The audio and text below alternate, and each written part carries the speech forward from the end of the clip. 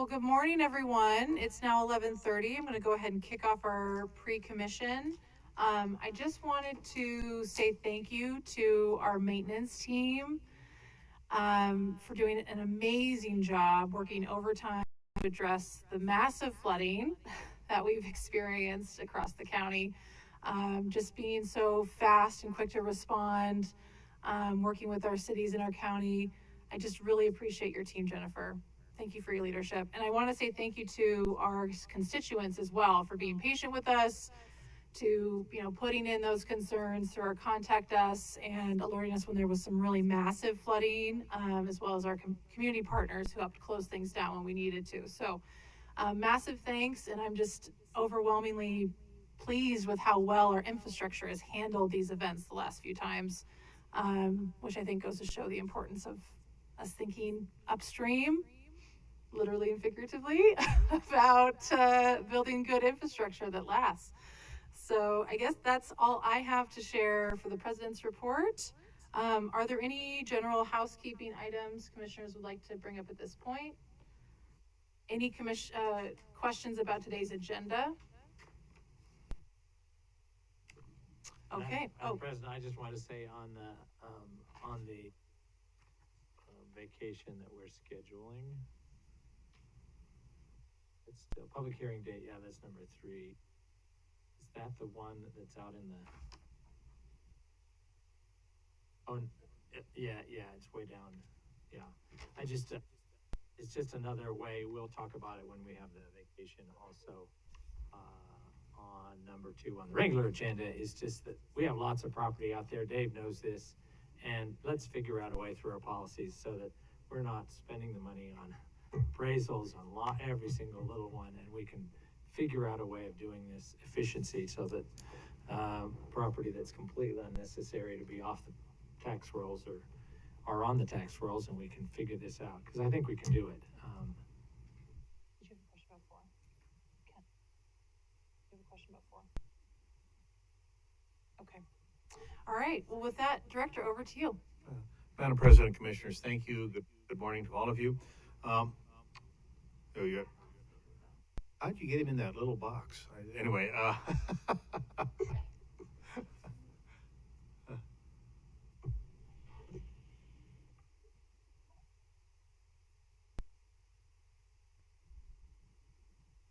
Commissioner McKinney? Okay, can you make sure that you're on mute so we don't get your background noise? Only unmute. Okay, thank you. Thanks, DC. Thanks, Director. Again, Commissioners, good morning. I'd like to start off with some very great news here across the board. Jennifer Humphreys is in the auditorium here today with us, and she's our manager for our accounting, our great accounting team. And I'd like to let you know she is now an officially certified public accountant.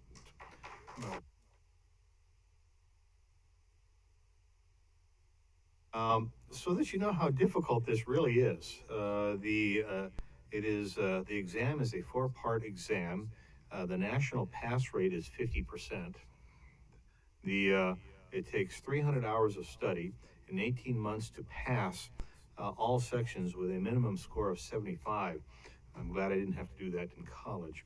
The CPA certification requires 150 college credit hours with a concentration on accounting, a minimum 1-year experience.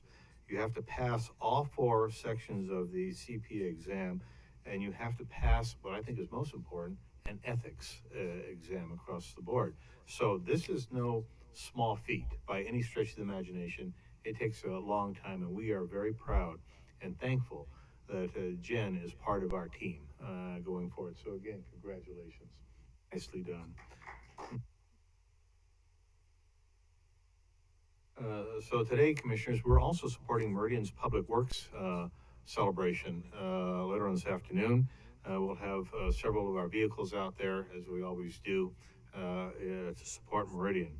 I'd also like to let you know that we recently finished up with our annual biometric screening health fair, and we had the largest number of participants since we started this. Now we'll know the official results probably in a couple weeks. but I was very pleased that so many of our team members took the opportunity to participate in that. You also know that in May, we were doing what we call a People May in Motion event where we challenged everybody to get out and walk and such. I'm very proud to let you know that the team accomplished 8,170 miles of great exercise during the month of May. And I have reminded everybody that this was just the beginning. Don't stop, because you're going to stop, you're going to rust. So I think that'll be absolutely great. We also completed the Respectful Workplace Training, which was a huge success. Tremendous discussion back and forth, lots of great questions, well received by everybody. Commissioners, we did videotape this, so surprise, surprise, next week in a work session, we're going to have you in those taking the class in a work session going forward. June 16th, we have a joint meeting with ITD. I know Commissioner Pickering will be looking for topics that you'd like to discuss with the board. It'll be here, and it'll be a lunch session we will cater. And thanks, Director.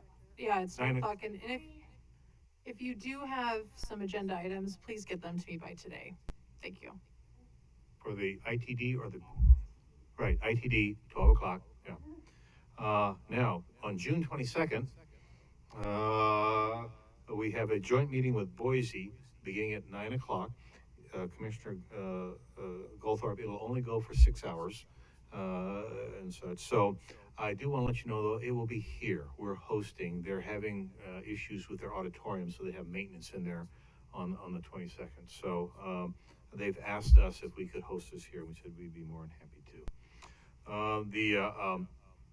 Now, in the joint meeting with Boise, I'm sure that we'll be looking for, again, topics to go through. Please get those, Commissioner Pickering.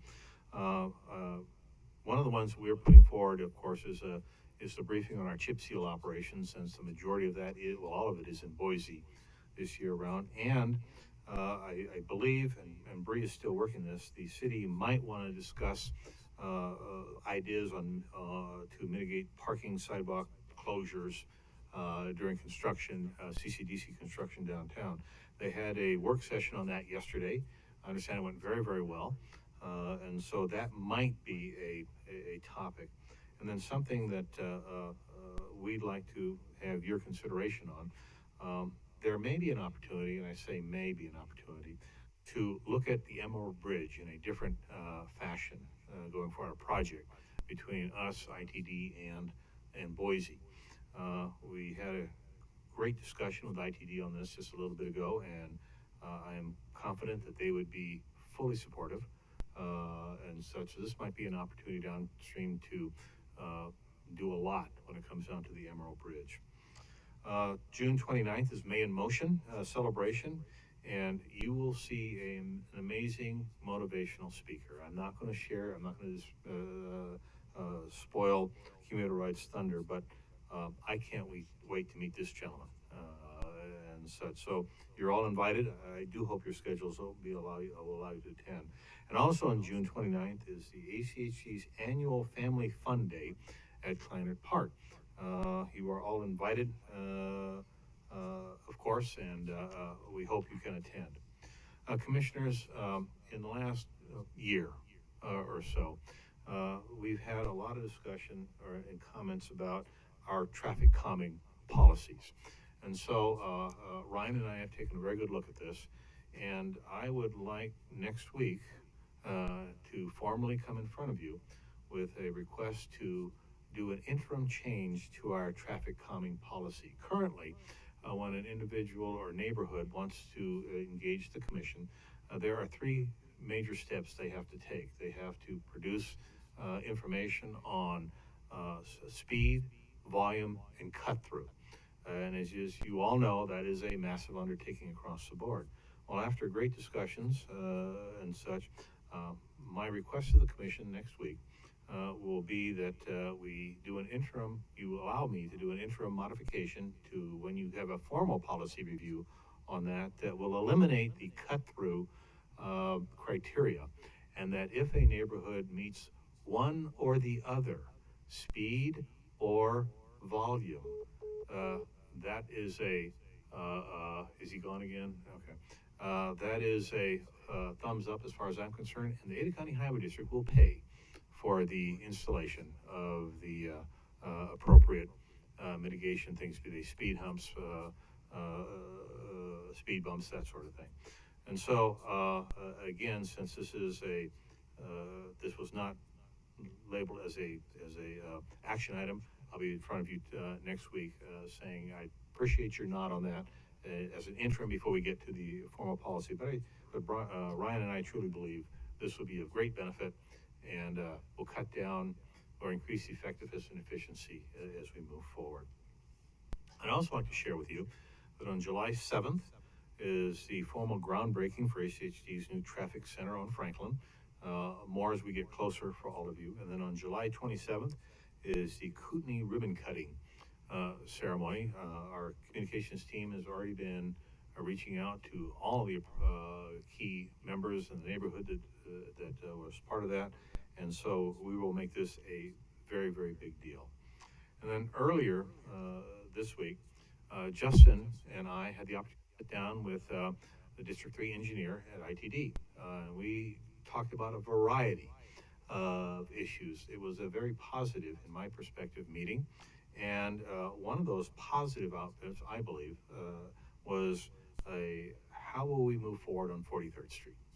And so Justin and Ryan will be putting together a collaborative team of all the key players, be it Garden City, Boise, ITD, ACHD, to go through the why, again, the how, the benefits, and look at let's put everything on the table as to if you have a concern, let's put it on the table and let's see how we get to yes when it's all said and done. So I'm looking forward to that. I think that'll be a very positive event, and we will be doing a couple more of these with other items that the or ACHD and ITD and should be looking at going forward. So excited about that. And then finally, I'd like Sherwin, guys, going to come back up, please. Where is he? Where'd he go? Okay, great. He represented ACHD at the annual Government Finance Officers Association Conference, which is the formal resource and advocate for over 21,000 finance officers across U.S., Canada, and 10 different nations. This was a very important conference, so I've asked him to give you a short review of the highlights of what went on. Sherwin? Madam President, Commissioners, so the conference was attended by over 5,000 accountants. Can you imagine 5,000 accountants in one city?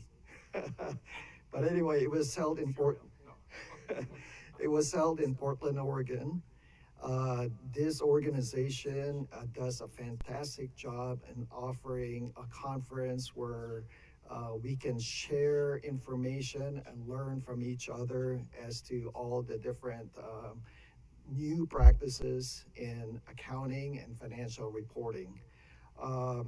You know, there were over 90 concurrent sessions available, so it's hard to decide, okay, which class you want to attend because there's 6 of them going on at the same time. But once the conference is over, they will make all the videos available online. So I'll be sharing some of those videos with my staff.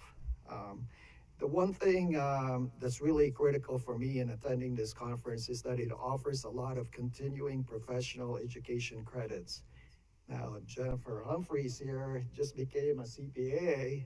She's required to have 80 CPE hours every 2 years. So with this conference, I was able to get 34 hours in one sitting, so it was very good. So just a couple of topics that were discussed at the conference that I would like to share is that this year there's another GASB standard that we have to implement for financial reporting, and this has to do with software subscriptions. So as you know, most of the software these days you can't purchase and own. It's something that you have to subscribe to. So there's a special reporting that's required for us for this year's reporting. Also, as you know, the feds have been increasing the rates. So in the past 14 months, rates have been increased about 5 percentage points. So the banks, on the other hand, are not very willing to step up the rates for savings accounts. So they indicated at the conference that we should work very closely with our banks to negotiate those rates to be increased. Another topic was check fraud. Check fraud is up 84%.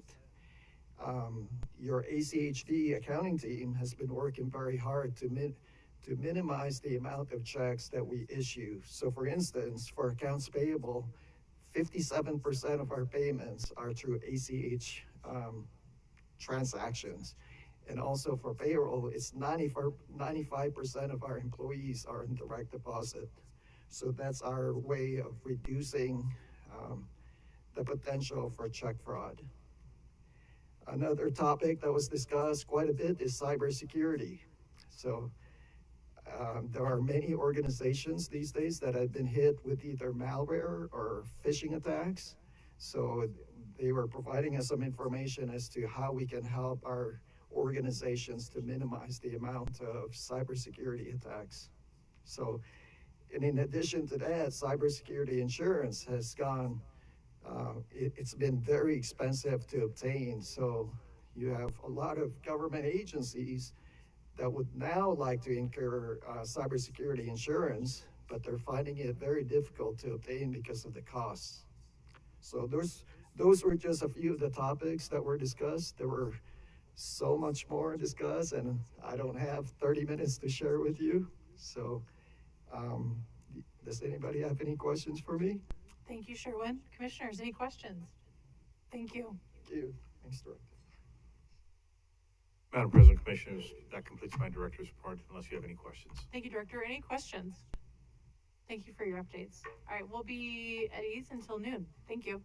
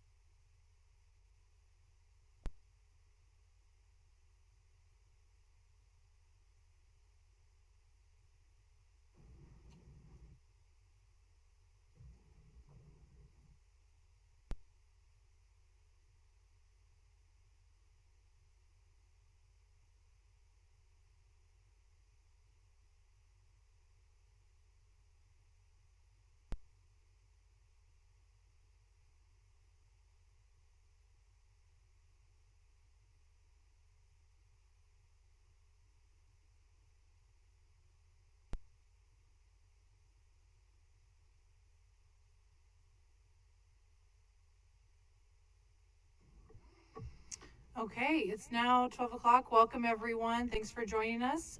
Please join us in standing for the Pledge of Allegiance. Pledge allegiance to the flag of the United States of America and to the republic for which it stands, one nation, under God, indivisible, with liberty and justice for all. Thank you. First order of business is to adopt the agenda. So moved. Second? So moved and seconded. Any discussion? All those in favor say aye. Aye. Any opposed? Next order of business is to adopt the consent agenda. Items on the consent agenda are considered routine and are action items unless otherwise noted. The consent agenda is enacted by one motion. There is no separate discussion on items on the consent agenda. If a commissioner or citizen would like, they may request any item be removed from the consent agenda and placed on the regular agenda. If we do not have any such requests, I will entertain a motion to approve the consent agenda. So moved? Second. Moved and seconded. Any discussion? All those in favor say aye. Aye. Aye. Any opposed? Aye. Thank you.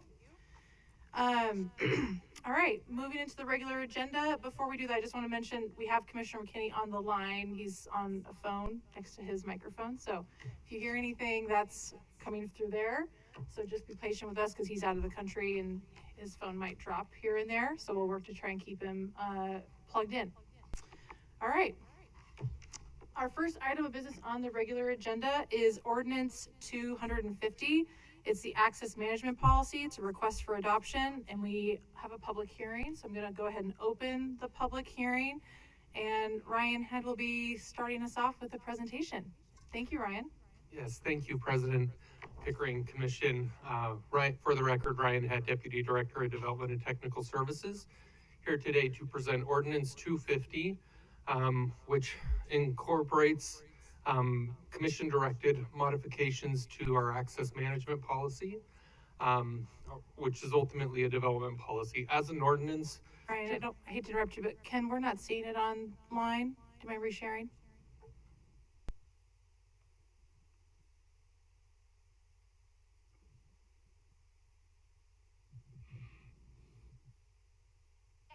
Thank you.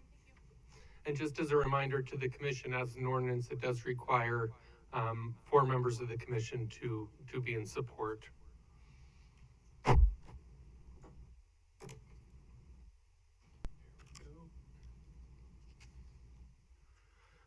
Just to review the process in developing these modifications, the commission has had a number of work sessions, beginning as early as February 10th, 2023, when the commission met in a retreat to review policies that it wanted to discuss.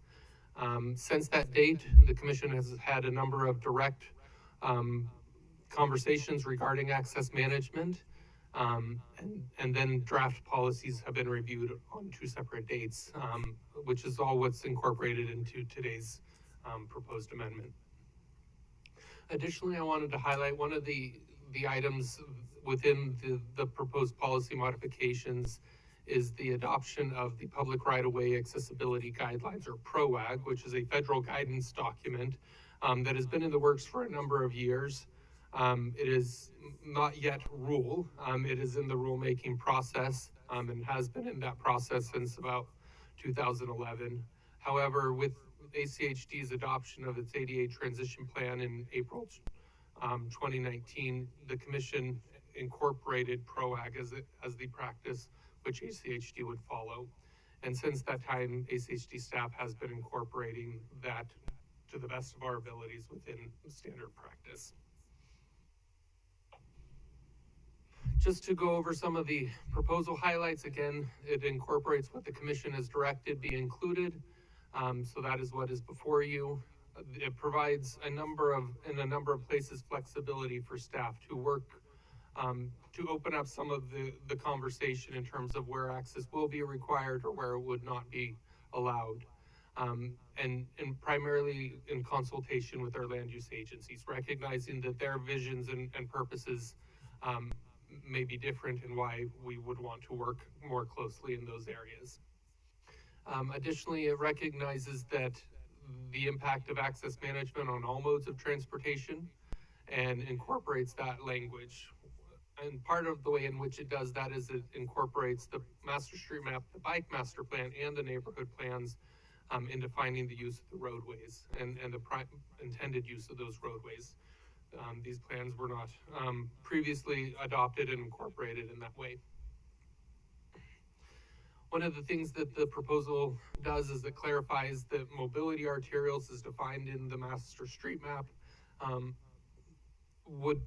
the rules surrounding those. And it clarifies how those are designated, that is a consultation effort and coordinating with the land use agencies on where they would like to see those roads that are primarily directed towards moving large amounts of vehicles over long distances.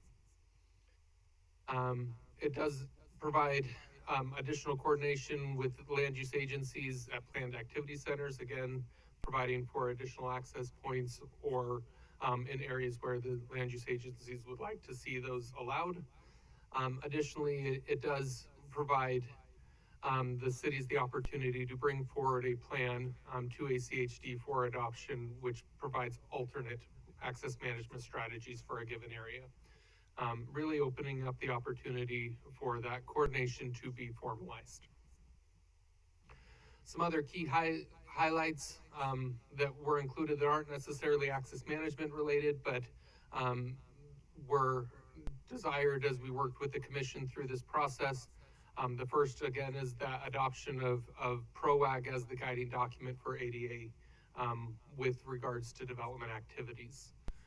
It also expands the realm for minor improvements, incorporating additional types of improvements that and gives staff the responsibility to determine the proportionality of that to the development. Obviously, with smaller developments, the requirements would be less as opposed to larger developments, but it brings in things like bulb outs, traffic calming, other types of minor improvements that staff could look at in reviewing an application that would be minor in nature that could be incorporated through that development. Additionally, it incorporates the livable streets performance measures as a development requirement, meaning the plan would be that trying to reach those lower levels of stress for bikes and pedestrians, and that would be the guiding document. And so that was a new addition to the policy sections that we're reviewing. With that, I'll stand for any questions. This is a public hearing, so there will be, invite the commission to listen to that public testimony. Excellent. Thank you, Ryan. Any questions from the commission at this point? All right. Thank you. Thank you, Ryan. So with that, we'll turn it over to public testimony. Ms. Stacy. Yes, we have Bree.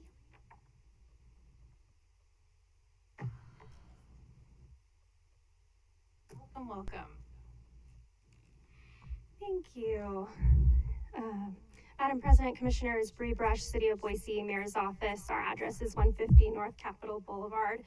Thank you for the opportunity to comment on this policy. The City of Boise is very appreciative of ACHD's commitment to your land use partners.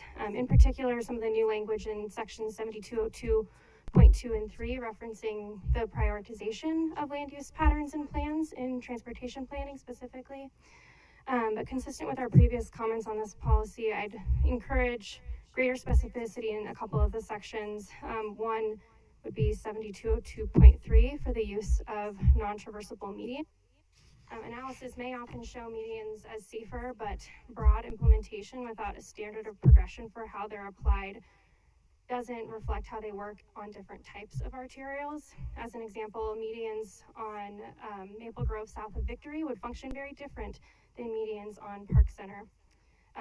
Please consider clarifying this section to control movements on primarily mobility arterials, with more review needed for other types of arterials before implementing. Considering situations where we might need to balance safety with out of direction travel and congestion and delay that might be caused by that, and challenges for bicyclists to cross arterials. Again, we appreciate the opportunity to comment on this, and we hope you'll add some clarification on that one. Any questions? Thank you, Bree. Commissioner Hanson? Madam Chair and Bree, thank you very much. I appreciated I was just looking back on your memo that you sent January 27th, the mayor sent. When we put out a request, what are the policies? Because we've been getting so many, over the years. These are the obstacles to getting some policy, to getting things happening, to getting things changed. And these were some of the ones the city raised. I really appreciated the input, the participation in our work sessions, and all that. And and this one now to clarify, with mobility arterials being the big arterials as opposed to just the general arterials, or that there needs to be additional clarification of language. So that makes some sense. And I think it's important too that we recognize on our agenda all the time, the city ultimately has the last word on transportation, because you have the ability to impose conditions related to transportation. Now, sometimes that is, or sometimes that isn't in conflict with the policy that we have, but we're trying to get this so that it's not a conflict. I appreciate the city's involvement over these last several months. Thank you. Thanks, Bree. Mr. Jeff Hess.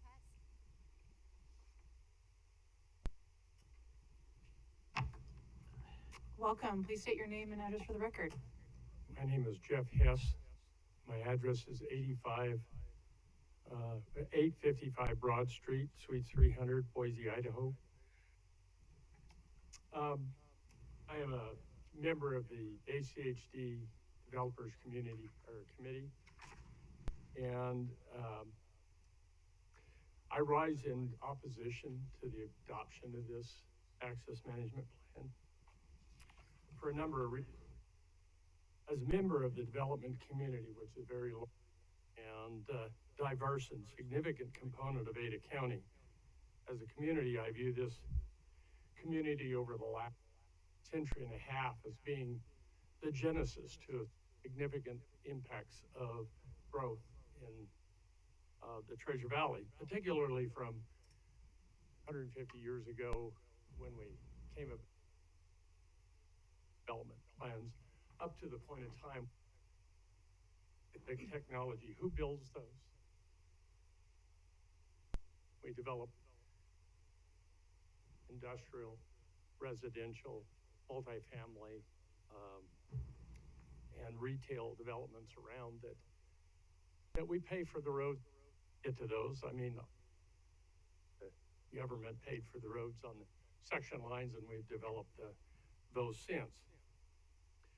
This community, significant supporters of ACH, always been backing this commission in numerous attempts over the years in raising funds, in looking at policies, and moving people in our communities that we build and develop. But we're now faced with the knowledge of two policies, and not only this one, but another one, which was, quote, the standing policy, if you will, that we had no knowledge of. These are significant policy changes that we had absolutely no knowledge of. Now, granted, we're business folks, and we spend a lot of time developing our businesses, and we don't have a group of people or an individual that looks out every year or every week or every month at agendas throughout the valley, from cities to counties to ACHD. And in the process of being on the committee, somehow we were not aware of these policies that came up. And the second one we just came about, we got wind of it last week and had a meeting with staff where we were finally given a copy of these policies. And I have to say that the wording on them is troublesome. And unfortunately, I'm an attorney, so I look at every single word and tend to parse those out. And there is some real problems with the wording in this policy, let alone the adoption of a large-scale federal policy that has not been adopted by the feds. So there's substantive things in both of those policies that are out there. I'm not here to challenge necessarily, other than we need to be able to look at those wording in this current policy. But the real matter of it is you as a group cannot make decisions without significant impact or input from those that are impacted by what policies you do. And we have not had any. We're the people that are going to build the roads. We're the ones that are going to build those that you're requiring us to deal with the access management. And without that input, you're flying blind. So that's really one of the things that I think is really important for you to recognize. And going forward, we as a development community need to be aware of those kinds of policies that you're putting before yourself so that we can give you the knowledge that we have about the impacts that you're going to have on our community and the rest of the public at large. We're not asking for special consideration, but we're asking to be part of this decision making. So with that, I really request that this group, the commission, and our group, the developers, while we're all over industrial, residential, commercial, we're not a unified body, but we ask that you work with us to come up with a way that we know about these policies ahead of time. And I agree that we shouldn't approve this. Thank you, and I'll stand for any questions. Thank you, Mr. Hess. Madam President? Commissioner Hanson. Yeah, thanks, Jeff. And Ryan or someone, if you could put up the list of items, sort of the highlights of the policy that you had on your slide, that would be great. I couldn't agree more with you, Jeff. Everybody who has a stake in these should know. That's why it was very troubling to read these letters and have conversations with people saying we didn't know anything about it, who were sitting on advisory committees, because of course the request was sent out in January. What are the policies you want to see worked on? We are looking at all of them. And then we had a whole half-day session, I think it was on the 10th of February. We got lists from the city of Meridian, the city of, I think Eagle sent some, but certainly the city of Boise. We got them from some of our advisory committees. And then we started saying, okay, we can't do them all. But we do need to start tackling them, because the stakeholders, the people who are actually having to live with and interact with facilities that we build, and I represent an area that is already built out largely. And they're like, well, why was it built this way? Well, we didn't have standards, we didn't have guidelines back then, or they, it was it wasn't required. And so now we have to use your tax dollars to fix those. And the feds require us, when we're using federal money, of course, to at least come up to certain standards. And so it does require a huge amount of public money to retrofit something when we don't get it on the front end. So I couldn't agree more. Most of these policies should involve everybody on our advisory committees. And so I'd really like to see that change. And I was thinking back, since being on the commission now for 10.5 years, we have hashed over and reworked the bylaws and the selection process and the meeting process, and had discussions about for our other advisory committees that I don't know that we've had for the Developers Advisory Committee. I frankly don't think in those 11 years we've ever looked at the bylaws to see whether they're up to date, or whether what's the process for getting input. We're supposed to sit in on them, and as you know, I try and sit in on them. Other commissioners do. I sit in on the other advisory committees, and I have to say, quite frankly, I learn a whole lot just listening to the conversations, because none of you necessarily agree with each other, and those kind of conversations are really, really valuable. And it's those conversations from some of our other advisory committees that generated the need for policy. We got a report from one of our advisory committees last year that was actually the Bike Advisory Committee has a whole policy subcommittee. Let's work on these policies, will you?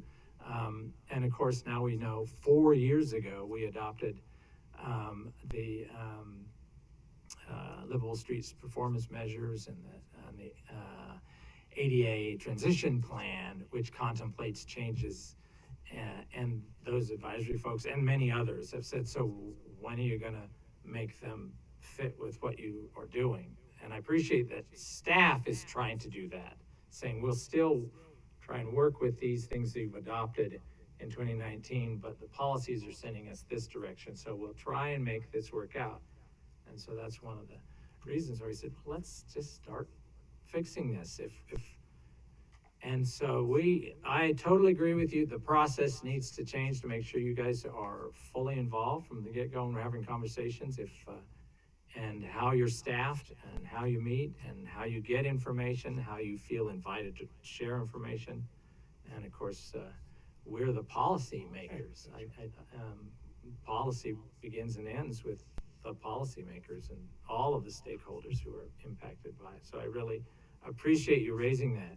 And if we could get that chart, there was one thing in reading the letters, you didn't send a letter, but it sounds like you share the concerns, and I'm sure we'll hear from Mr. Conger and Mr. Wordle.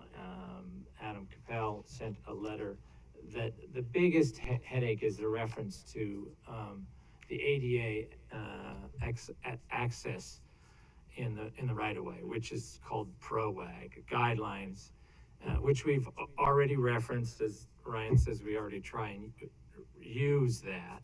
And so that seems to be where the heartburn is. Reading all of those letters, that's the specific reference that's the heartburn. And of course, our ADA committee sent a request saying, thank you finally for referencing it in your policies. But it sounds like we need to make sure you and our ADA leaders in the community are understand what's the process. Do we go, I'm gonna guess that 90 to 99% of what you do, what we do, fits within PROWAG, and it meets that guideline. But there are some exceptions where maybe the cost is a little high or it's just impractical. So what do we do in those situations? And so maybe we need to clarify, what do we do in those situations? And those conversations apparently haven't taken place between, at least in the private sector who build it. We certainly have had them with ours when we build it, because we have to require, we'll be, when it's a facility that the public has to foot the bill for. So I'm trying to dig a little, besides the references to the PROWAG, is there anything else in there, the reference to working with the city and making sure it's consistent with their land use plan? What else in there? Madam Chair, if I may respond. Thank you, Commissioner Hanson. You've laid out a significant number of items. I thank you for your opportunity to respond, and over the years, the Development Committee has had opportunities when they've been presented. We're not a monolith, Nobody is. you know, and so it's very difficult for us to know when and how much we're going to be, where you have a neighborhood community or some of those that have volunteers, that's their sole goal, is to sort of watch over those things. And that's no excuse. I'm not trying to make an excuse at all, but going to the PROWAG and your last question, I teach a law school real estate class with a number of national attorneys at Georgetown University Law School. We have one of ours that is an ADA expert. He has sued thousands of communities around the country, and he knows his stuff. The one thing he tells me constantly is, we do not know the answer at every corner, and that policies are going to change constantly. And if we think one is going to be adopted that is going to be the end-all catch-all, it's not going to happen. That is one of the issues that has been raised and will be raised, but that's probably only one of the issues that jumped right out and hit us between the eyes. The problem is we have not had time to digest the whole thing, to look at it's been brought up simply because of this. And so we have to be able to go look at the report. As a matter of fact, the letter that the staff report letter that refers to the whole report from MIG, we haven't had a chance to look at. And so we're behind the curve, obviously. And so you're going to get the one thing that drops in that's easy to answer and say, hey, we're opposed to it because of this. That's not the only thing by any means, I would have to say. Go ahead. Mr. Hess, we don't wanna No take too problem. much time. You can cut me off yeah. anytime you want. And let me say one part of the thing. I just want to respond though really quick. Oh, sure. It's hard for me as a commissioner to understand. So is it just related to not digesting to your words, you want time to digest the language in PROAG and what this actually means? So like is there any like specifics that are less digestible or that you need more time to, or how much time are you seeking to understand this? Without actually seeing all the report, I can't answer that. And report, what do you mean by report? Well, in this letter, it says there's an attached report from, I think it's MIG. It's the MIG report. ADA standard to design and construction will refine the development policies, procedures, and standards for accessibility, which will come back to the commission for consideration. And it says there's a report out there that's sort of part of this whole thing. I haven't seen it. Now, bad for me, I guess, that I haven't dug up the time and to go get it. But we really didn't know this was coming to the agenda until some short time ago. It was brought up by a couple of our committee members. And so trying to get that information and getting it in a form that you know. One of the things that we do is we redline, here's what the old was, here's what the new was. Otherwise, we have to read the whole thing and then go back and do all of the investigation ourselves. So the answer to that is I can't answer how much time to digest something like that. Without seeing it, I couldn't say, yeah, that'll take me 2 weeks to read and figure out. But at this point, I'd say extra time. But again, just from the simple staff letter that we received, I probably would be opposed to the wording in it because I think there's some significant language problems in it just from reading the actual ordinance itself. Okay, and I want to move us along, but I just want to share that the report is quite long, and I Yes. don't think that I'm going to go on a limb here, but I don't think staff connecting to that report is an intent for you to read the whole report. It just has citations in the report that say this is why MIG is requesting that we adopt policies that link and align with PROAG, right? There's all of these guidelines and best practices that MIG is asking us, and as a result of our own ADA audit, are making that request. So I just want to spare you, we should schedule a presentation about the MIG report to the development committee. But I want to say you probably don't need to read the whole thing, just probably the recommendations. But if you did want to read the whole thing, you're welcome to, obviously. Madam Chair, I probably am a masochist in that point. That's my job, is to read every single word in every engineering report that an engineer provides to us so that I know when making a decision. So I may want to skim it and see if there's anything drastic, but I would read it the whole thing. Absolutely. Okay. Well, thank you, Mr. Hess. I want to move us Just along. because Really I think quick. these will answer questions others might have. One is I appreciated Mr. Jorgensen's letter. I don't see him here. Is he here? Oh, there he is, way in the back. Because he read through the proposal, likes it, because the goal was to provide more flexibility.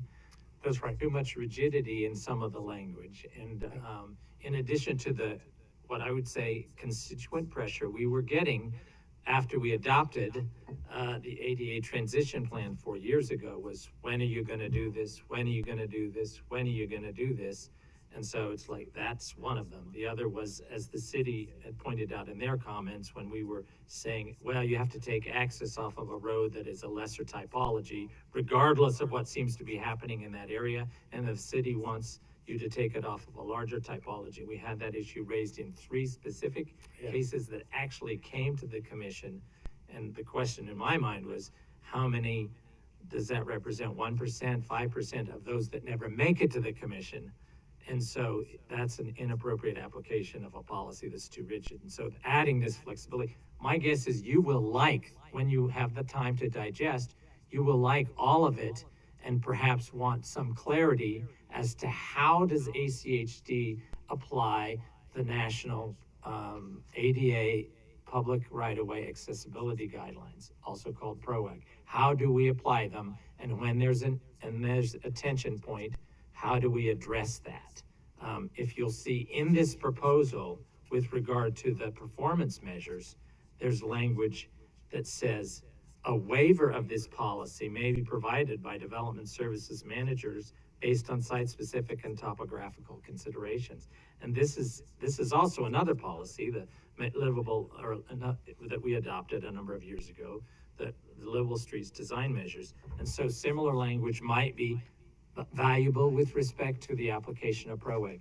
And so I'm thinking we're a whole lot closer, but I totally agree. The process by which your advisory committee got engaged in it versus all of the others is different, and we have to address that. That's a flaw in the process, not the substance of what we're trying to do here. And so I don't have a problem adding additional time, but during that time, not only do we want you to digest it, but also that we work with you to improve that process so that you have as much engagement as our other advisory committees do.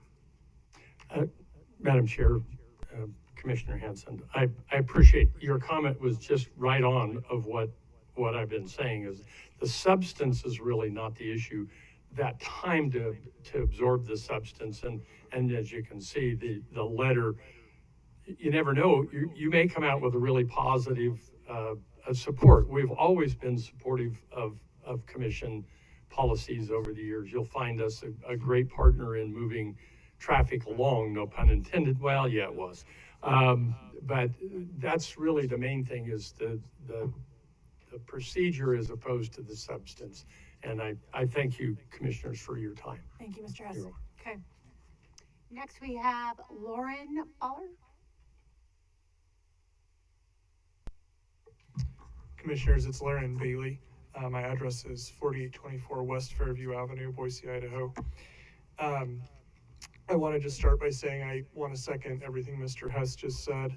I'm not going to go through those items again for you, but I'm a land use planner. I've got a master's degree in planning, been working in this industry for over 25 years, both locally and nationally. One of the major tenets of good planning is stakeholder involvement, and I think we all know that. Obviously, some stakeholders were left out of this process, and that needs to be rectified. And you know, if it was just the development community, I don't know that. I guess if I would suspect there's more people than that want to be involved that haven't been. And I think, you know, we've been involved in a lot of processes throughout the valley with a lot of different jurisdictions, whether it be the city's comprehensive plans or, you know, different policy changes at the cities. And there's a process they go through of public involvement, public meetings, and things that happen prior to a meeting such as this where decisions are made. So we're asking for, as Mr. Hess said, more time to review these documents and also more stakeholder involvement. With that, I'll stand for any questions. Okay, thank you. And on Zoom, we have Jeremy McFan. Can you hear me okay? We can't, you're kind of quiet on our end. Hold on, let's adjust the speakers. Hold on a second, Jeremy. Okay, try again. How about that? No. Well, we're trying to figure it out on our end, so hold on a second. How about this? Mm-mm.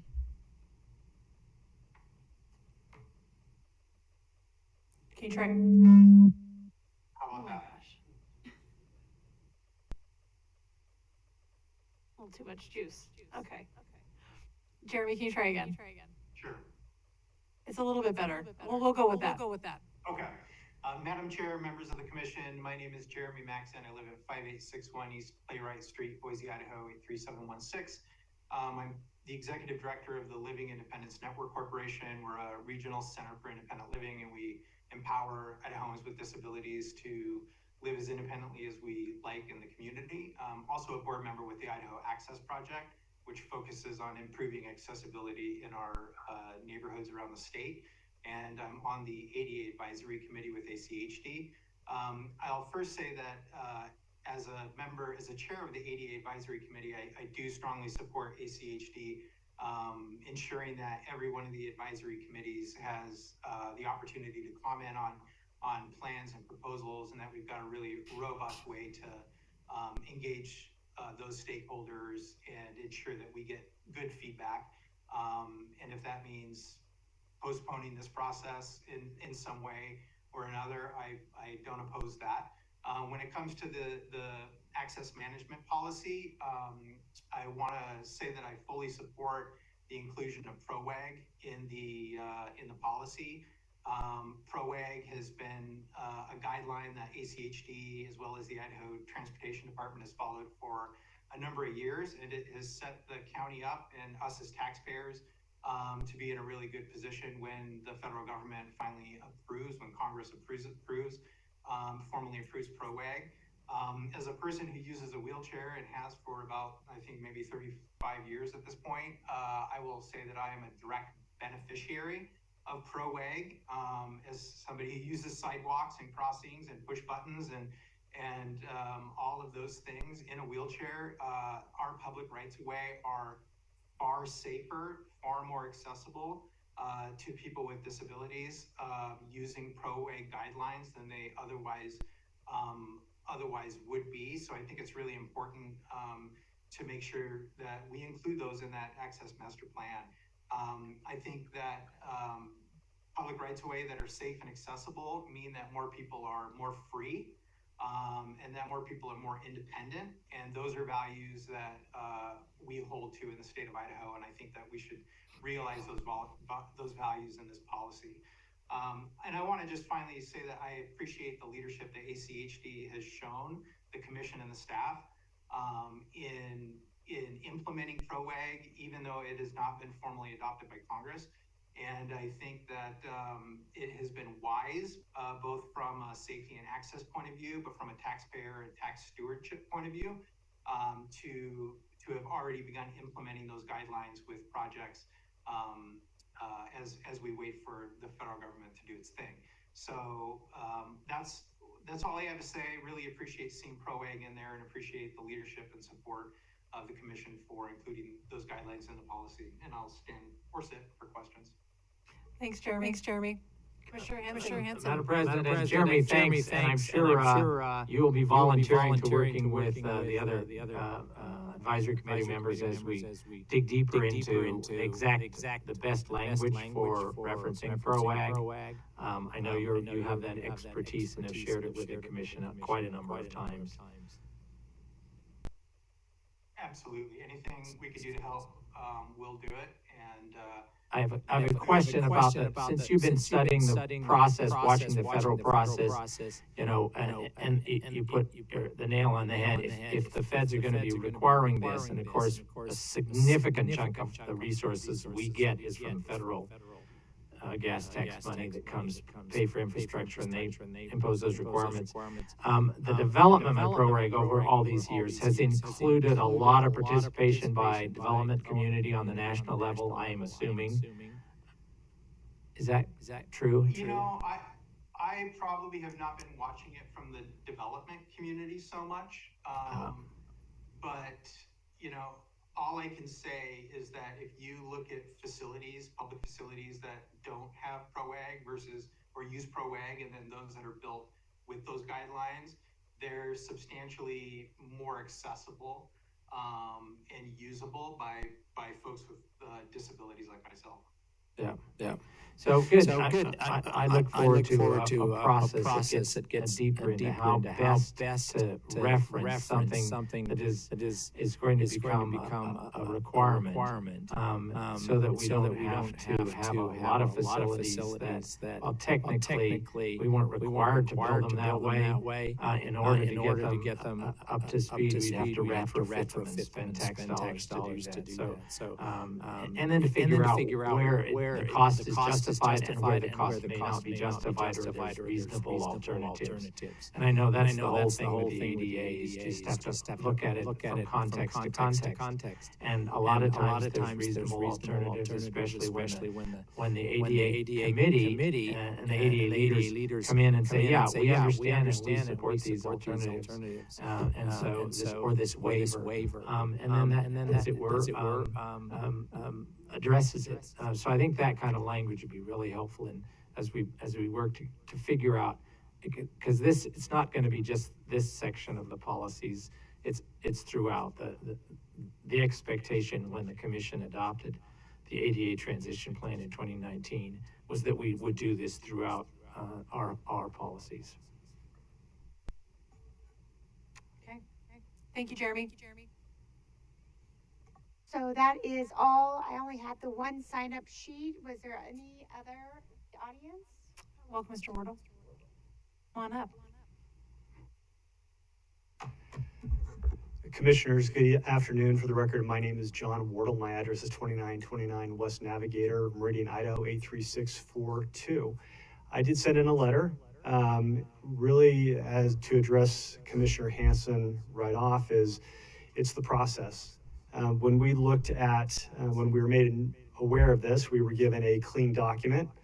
And the reason we maybe piqued our interest a little bit was when PROWAG was mentioned, and we sat in a meeting probably about 30 days ago with staff, and they said, well, PROWAG would require this, and we're like, pro what? It was the first time we had heard of that.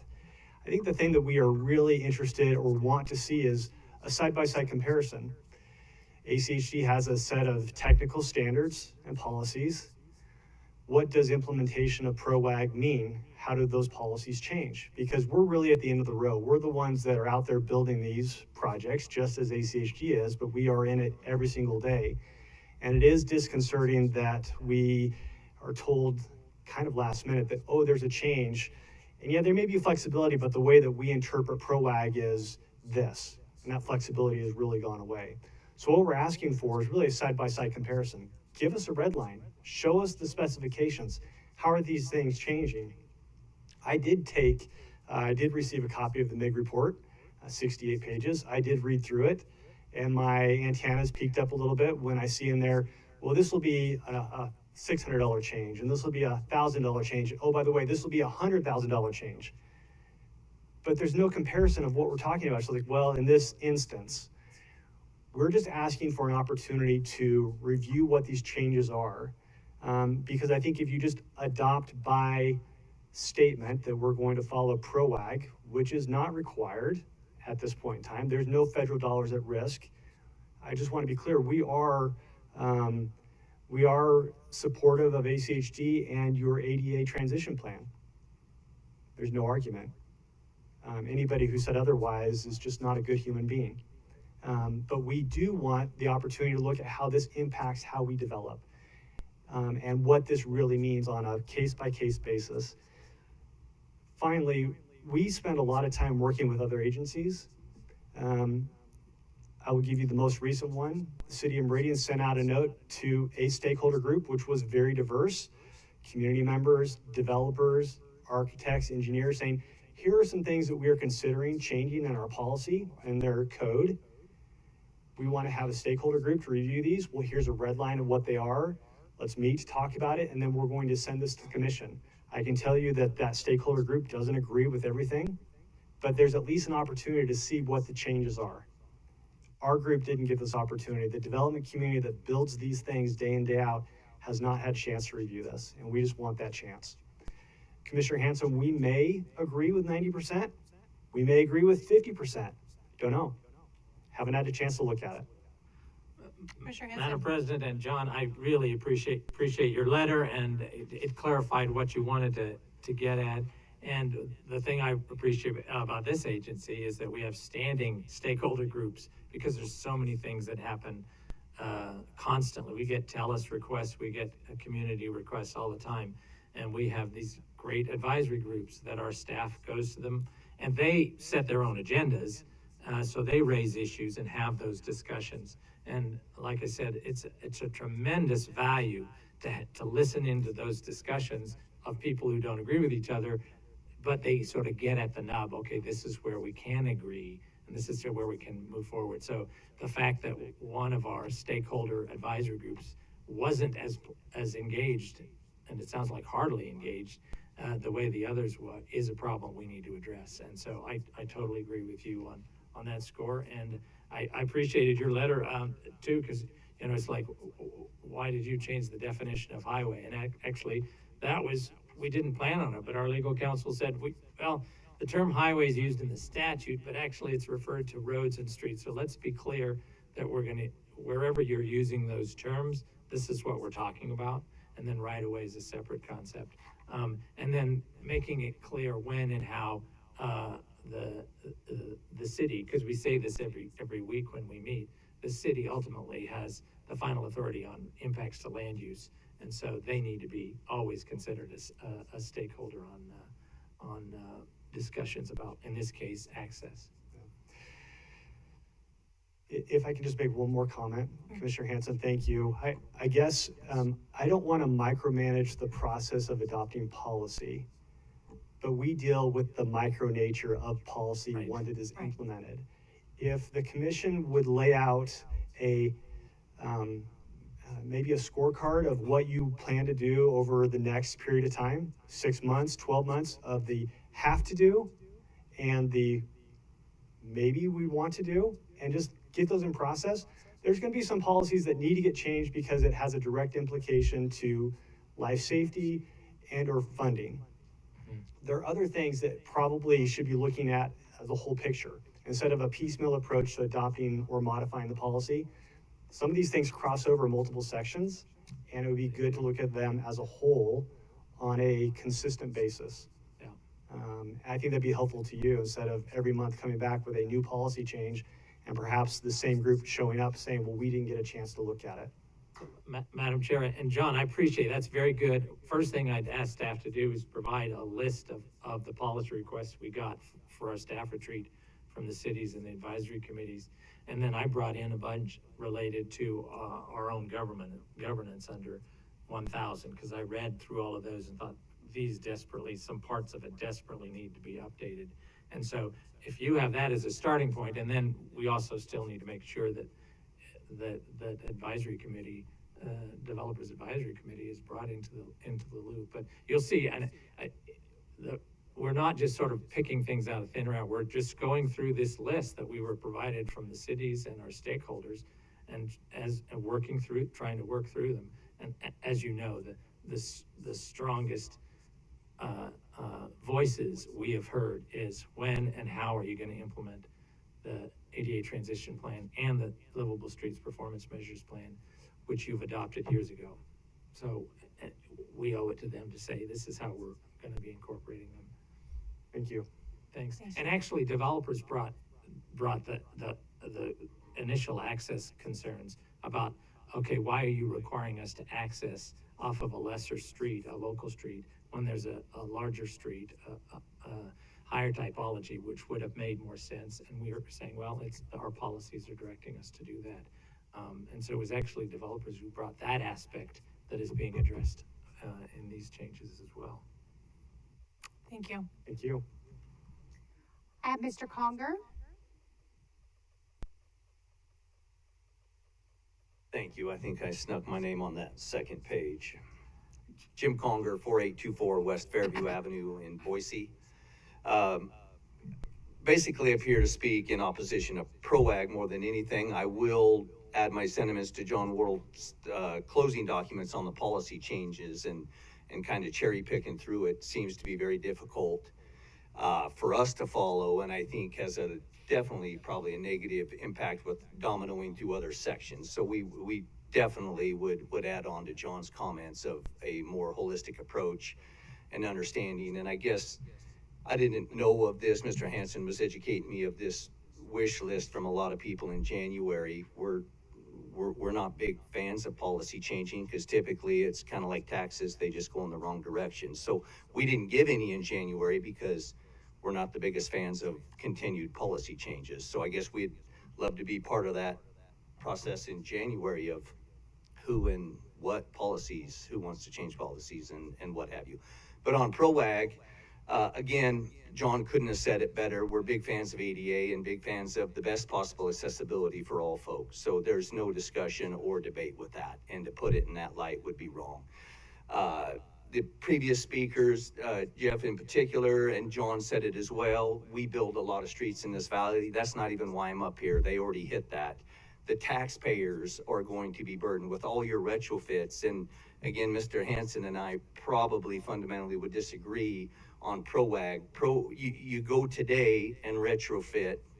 I'll just, you retrofit based on PROAG, which is not a federally mandated document, appears to be going through the gauntlet since 2011.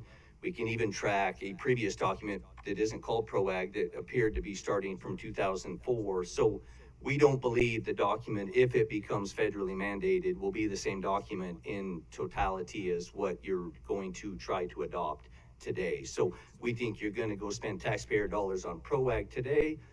That becomes federally mandated. It will not be entirely the same. You're going to get to go back to the same intersections again because they change. If you take, we believe ACHD has been on the cutting edge of taking care of ADA for decades. And if you go to my intersection of Fairview and Orchard, you've redone it 3 times in 5 years, only ADA related. So we believe you're not wasting 1 penny by jumping on the PROAG bandwagon today. I believe you're going to waste more money putting into effect a document that's not a document until it's federally mandated, because you will have changes from that. I give one heed of notice of another city agency in about 2004, City of Kuna got ahead of EPA with their sewer treatment facility. And by the time they were done, they were cutting edge and barely went, barely stayed out of being broke, if everybody remembers Kuna and that thing. And that was different, I agree, but it's not different. They got ahead of what's federally mandated and what is required, because you have the requirements to win. And I read through parts of PROAG, but I read more through your policies of when, and federal policy of when you're actually retrofitting an intersection versus just doing maintenance, when you have to go to new rules in the retrofit versus the maintenance. And there is a long bullet item list, as you're probably already well aware of it. You are going to hit those. Did I hit my 3 minutes? Is that what we're telling me? Yes. You betcha. Yep. That sounds great. MIG report, extra money, extra money, extra money, extra money, and on a document that's not federally mandated. That's great. Thank you. I love it. Any questions Like for to come Mr. to an Conard? end. President and Commissioner Jim, I Hansen. appreciated your letter. It looked a lot like John's letter. I don't know who wrote the first one, but Well, good if I may letter. respond, John is a better author than us. It's really good. No, I really like, and one of the things is it's just to get to the point. I think John said it right.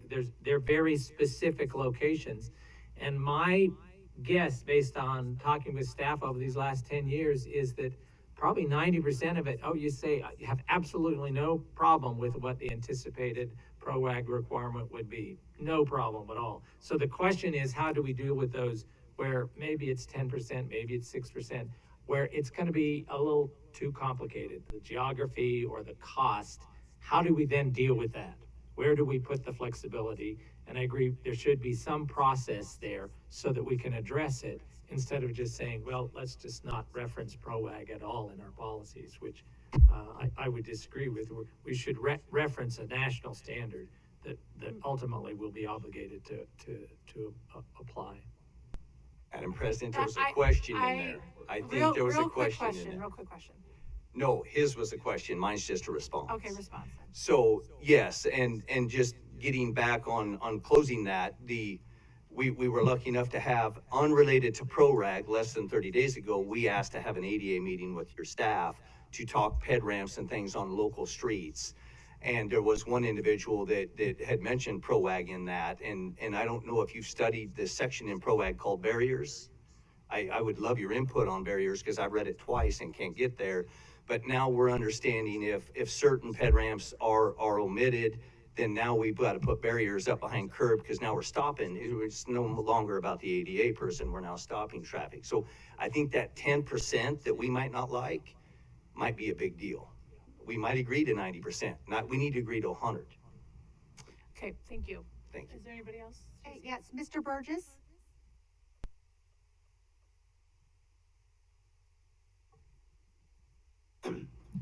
Madam Chairman, members of the commission, my name is Ken Burgess. I live at 7200 West McMullen Street in Boise, and I'm here today representing the Building Contractors Association of Southwest Idaho, which is the single-family home builders, I think, as you all know. You've heard a lot of these guys talk about, I think, what some of the concerns were, and there's a couple statistics that I always repeat in front of policymakers that I think bear repeating in this particular case. First of all, the ADA components of this PROAG side of things are going to be above and beyond what we're currently doing and required by law. And it's undoubtedly going to be more expensive. It's going to be more expensive for the developers. It's going to be more expensive for ACHD. And as a part of the analysis of the whole situation in comparison to what we're doing today, the question is, how much more expensive is it going to be? I'm not convinced that the cost analysis in that MIG report gives us a very clear picture of what that means, right? And so I think that's one thing you ought to look very closely at, that chart that they have where they've determined what some of those costs might be. Because from a business model standpoint, that's the one thing that, you got to do a cost benefit analysis to figure things out. Either way, additional costs for developers mean higher sales prices of homes at the end of the day. And so a couple statistics that I want you to be aware of. The National Association of Home Builders every few years conducts a number of studies.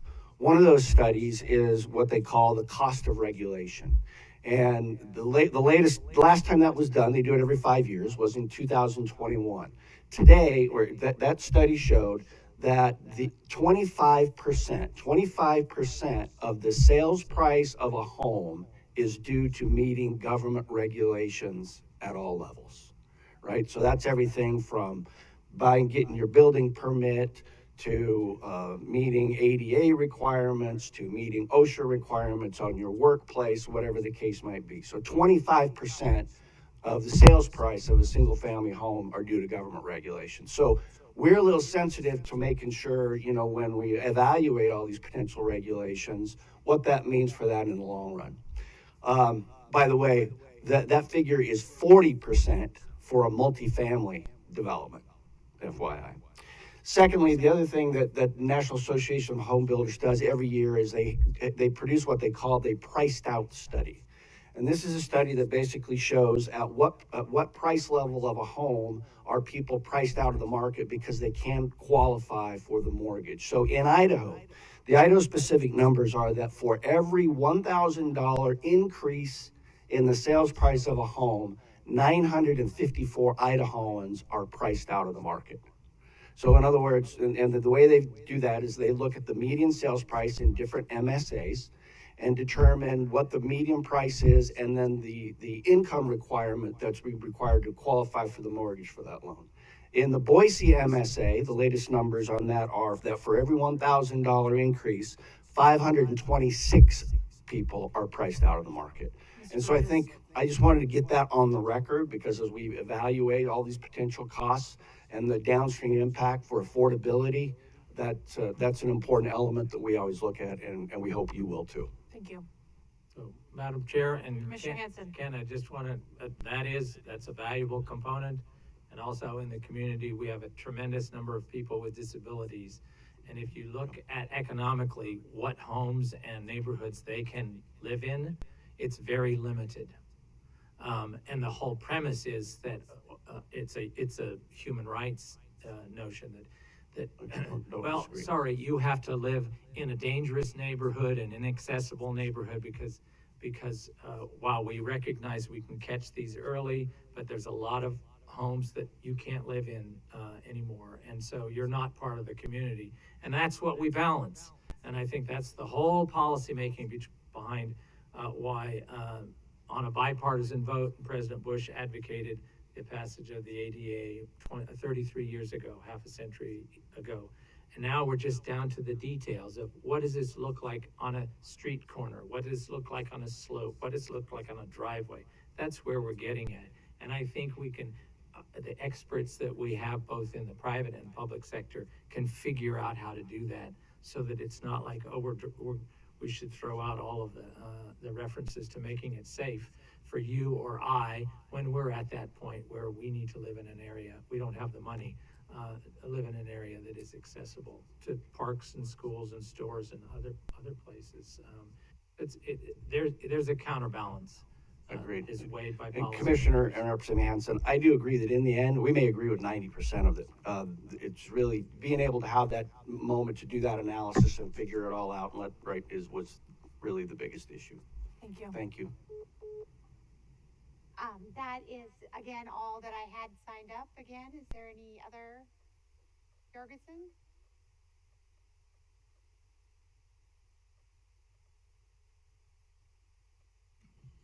Good evening. For the record, Dave Jorgensen, 14254 West Battenberg Drive, Boise.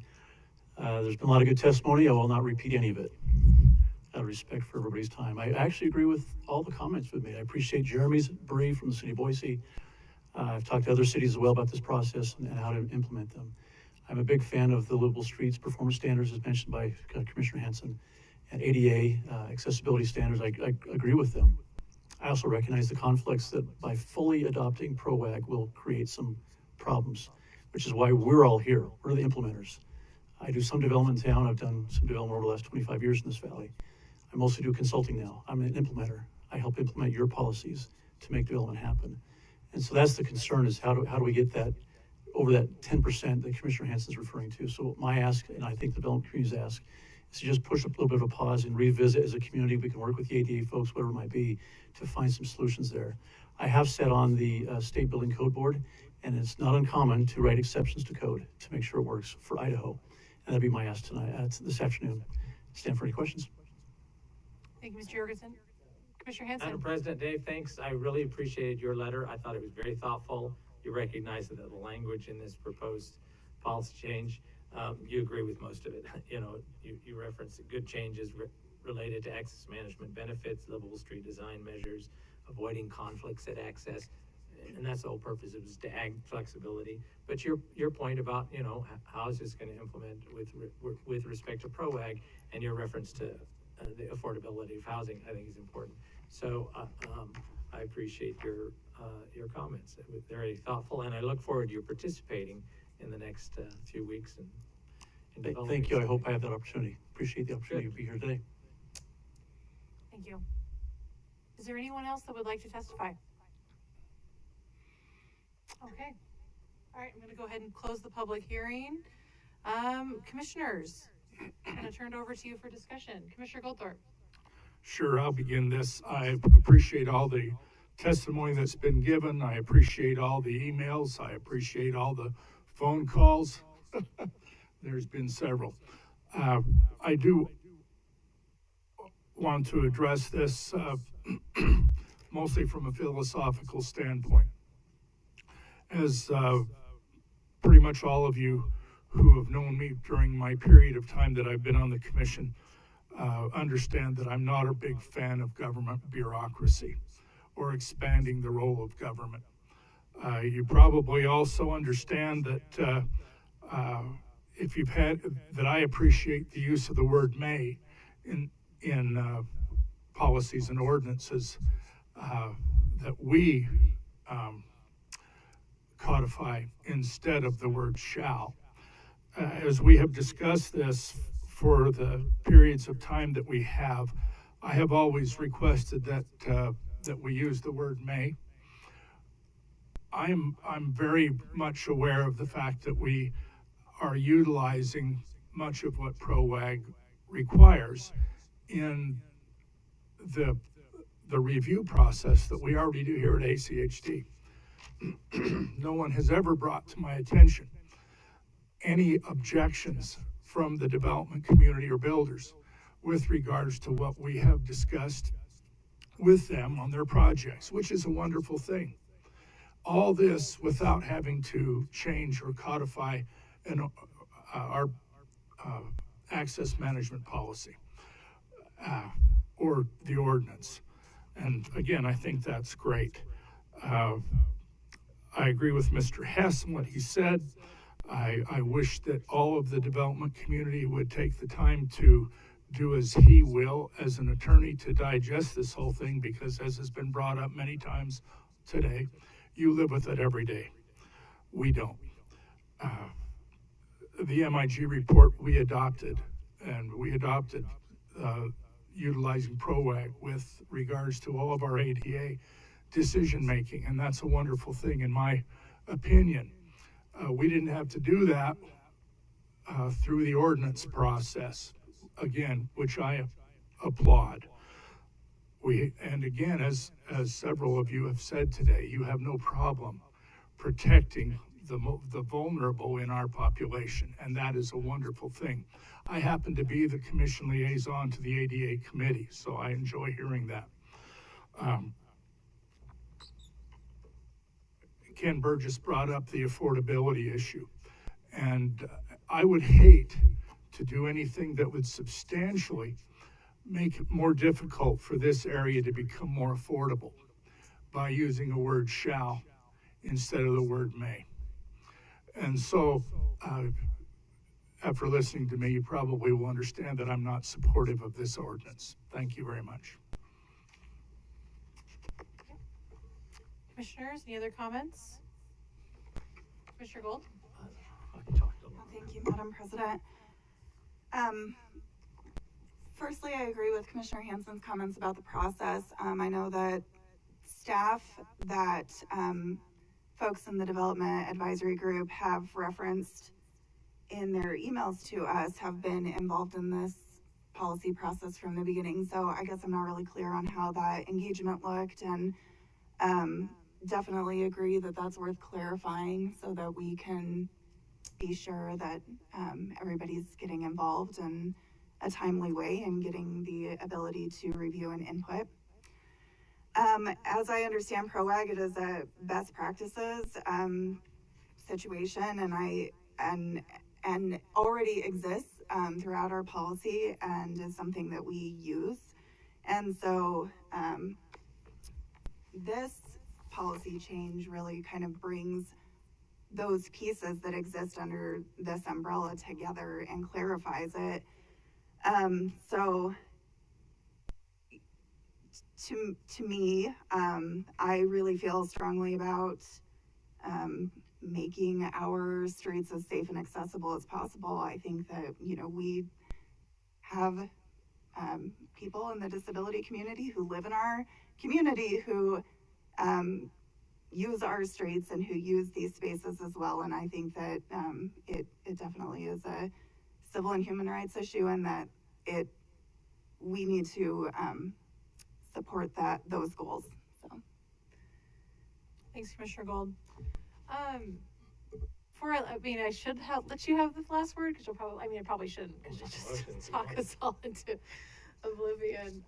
But I want to share. I want to say I appreciate everyone coming in. I appreciate folks tuning in online. I appreciate folks sending us letters. I just want to reiterate that we have been very public about this process, but I can definitely see that we need to improve, and there needs to be some better strategies about how we get this information to you all and to all groups, not just to developers and our development advisory group. So we'll be following up with you about how to make this better, for sure. And then I think also I just want to hit a couple of points. Commissioner Hansen and staff highlighted that PROAG is just one piece of it, right? The whole point of it and us looking at it was city direction and staff as well saying, hey, this needs to be more flexible. We need to allow access to be taken off of a higher classified road when it makes sense, rather than always deferring it to the lower classification, which is a massive problem. And so I think really, as it stands today, I hope through more research and deliberation that the essence and that solving of that problem is going to be evident to all of you that testified today. And then of course we added other elements that were grossly outdated. So I just want to share that the Idaho Standards for Public Works Construction is already in place across the state and endorsed by ACHD, and it has substantially incorporated ProWag and has since the mid-2000s. ACHD already endorses ProWag in its policy manual under section 5188.8 on roundabout design and has so far for many years. And then ITD standard drawings for curb ramps already incorporate ProWag and have done so for many years. So I think we've got some examples of us doing this work and other policies as well, but that's part of the reason why we wanted to bring this up, is there's discrepancies from section to section within our policy manual. So we want to address that, and I am more than happy to pause if that means that we can work through this and have a little bit more consensus and improve the policy a little bit. So I'm happy to support a motion to that effect. But then I just want to, before we do that, I do want to take issue with, I'm deeply sensitive to the housing affordability crisis that we have in Ada County and honestly throughout the state. However, parking is a much bigger impact on cost, and there are no federal requirements of how many spaces or how little or maximum you can have, yet this is a federal expectation. It also is the Federal Highway Administration cites ProWag as a best practice. So I think these are apples to oranges when we're talking about what types of improvements add enormous costs to our housing developments. And if we want to say that an ADA ramp is going to contribute to someone being priced out of their home, but not talk about parking, I think that is a massive gap in that conversation. So with that, Commissioner Hanson, did you have anything else to share? So excellent point. And the one thing I was actually a little surprised when we sent out a request for policy changes, because it's always irritated me why we require traffic studies so often. They're very costly. And it seems to me we require them too often. And is it because of our policies or updating existing traffic policies? So I think there might be something that there are some policy initiatives that our friends in the development community could bring in. I know you did a number of years ago when the added cost of having the final signature on the final plat, you brought that to us. This policy needs to change. It's adding additional costs that's not necessary. And I am sure there are other policies that do this. So I hope with our improved process, you'll bring those in. And one I would very strongly advocate for, and I've seen this in developments, why are you making these folks pay for another traffic study? That just adds to their costs and makes it even harder. So I would support moving this for until a couple months. So let's go August 2nd. And it sounds like after you've fully evaluated it, mostly what the issue is going to be, not whether we reference ProWag, but how we reference ProWag. And so that's the key, is how do we reference it? Now, there might be some other language in here. I don't think there is, because I read your letters and based on your testimony, it sounds like you actually would like some of the changes. The city has suggested one more clarification, although that's under a section that just says these are strategies to consider. They aren't mandates. So, but we can tweak that language, I think, with respect to medians on principal arterials or mobility arterials. So I would move that we defer this until date certain August 2nd and take this up. And then afterwards, I'd like to initiate a separate process at the commission starting next week, where we really dive deeply into why there isn't the kind of engagement in all of our stakeholder groups consistently. So I would make a motion that we defer this until August 2nd. Madam President, Commissioner Goulter. is Dave still on the? I think he dropped off. Yeah, it doesn't look. I think he needs to be here to vote on anything. Well, there's a motion on the floor to defer it. He'll be here on the 2nd. Okay, so moved and seconded. Any other discussion? Okay, all those in favor say aye. Aye. Any opposed? Me. Okay, thank you. Motion carries. And so, Madam Hanson. President, I would ask that we put on the agenda for next week starting a process to clarify some of the process things that have prevented all of our advisory groups from getting the same kind of full engagement over this. As you know, the next policy that I'd like to take up, actually was the one I wanted to bring up first, was on speed management.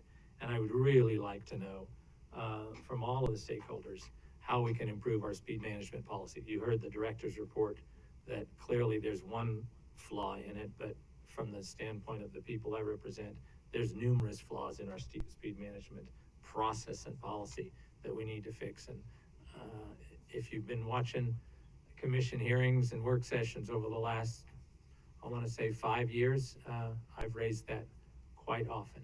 And I think it's long since time we had addressed speeding and the impact it has on people's life and safety. Thanks, Commissioner Hanson. So with that, we've got the second item, but before we do that, we're just going to take a quick 5-minute break and we'll reconvene at 1:20. Thank you.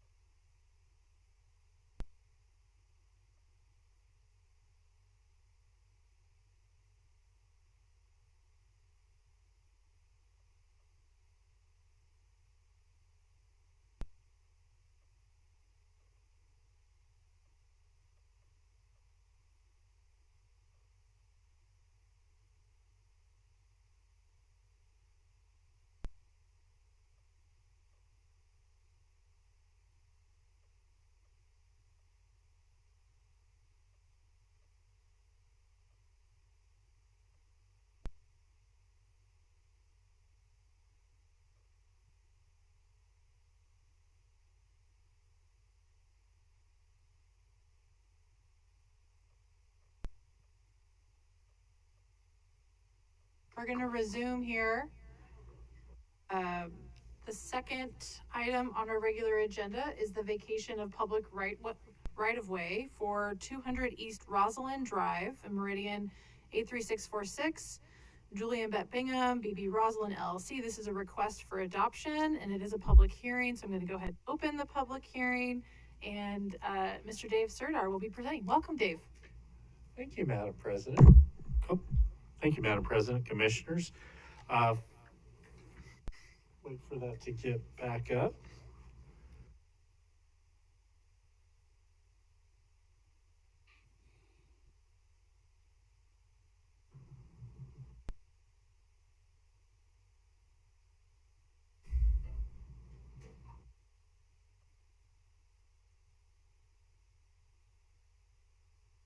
There we go.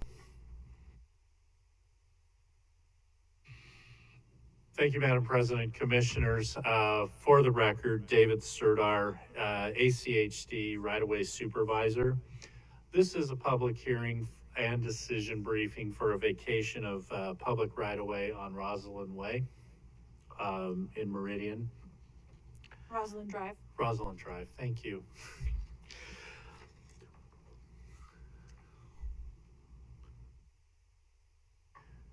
ACHD received an application from BB Rosalind LLC. This vacation area is for roughly 628 square feet.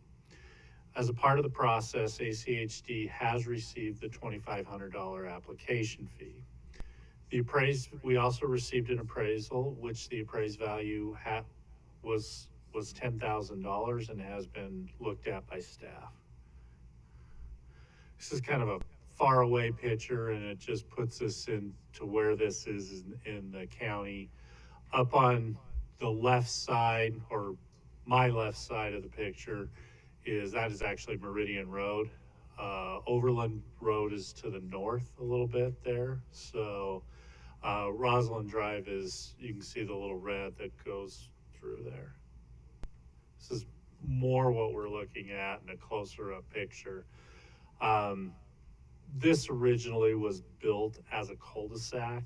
It has, since Rosalind Drive has now been pushed through. So it is actually a through street, but the cul-de-sac portions have not been vacated yet. And that is the property owner to the north has submitted an application. We did not consider the property to the south because no application or legal description, which are some of our requirements, was received on that, nor did it go through the full process, the public process that the applicant goes through.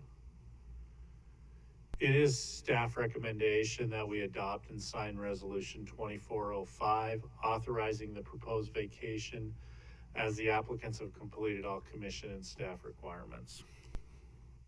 Thank you, Mr. Serdar. Commissioners, any questions? Commissioner Hanson? Oh, go ahead. Oh, sorry. Go, Commissioner Goldthorpe.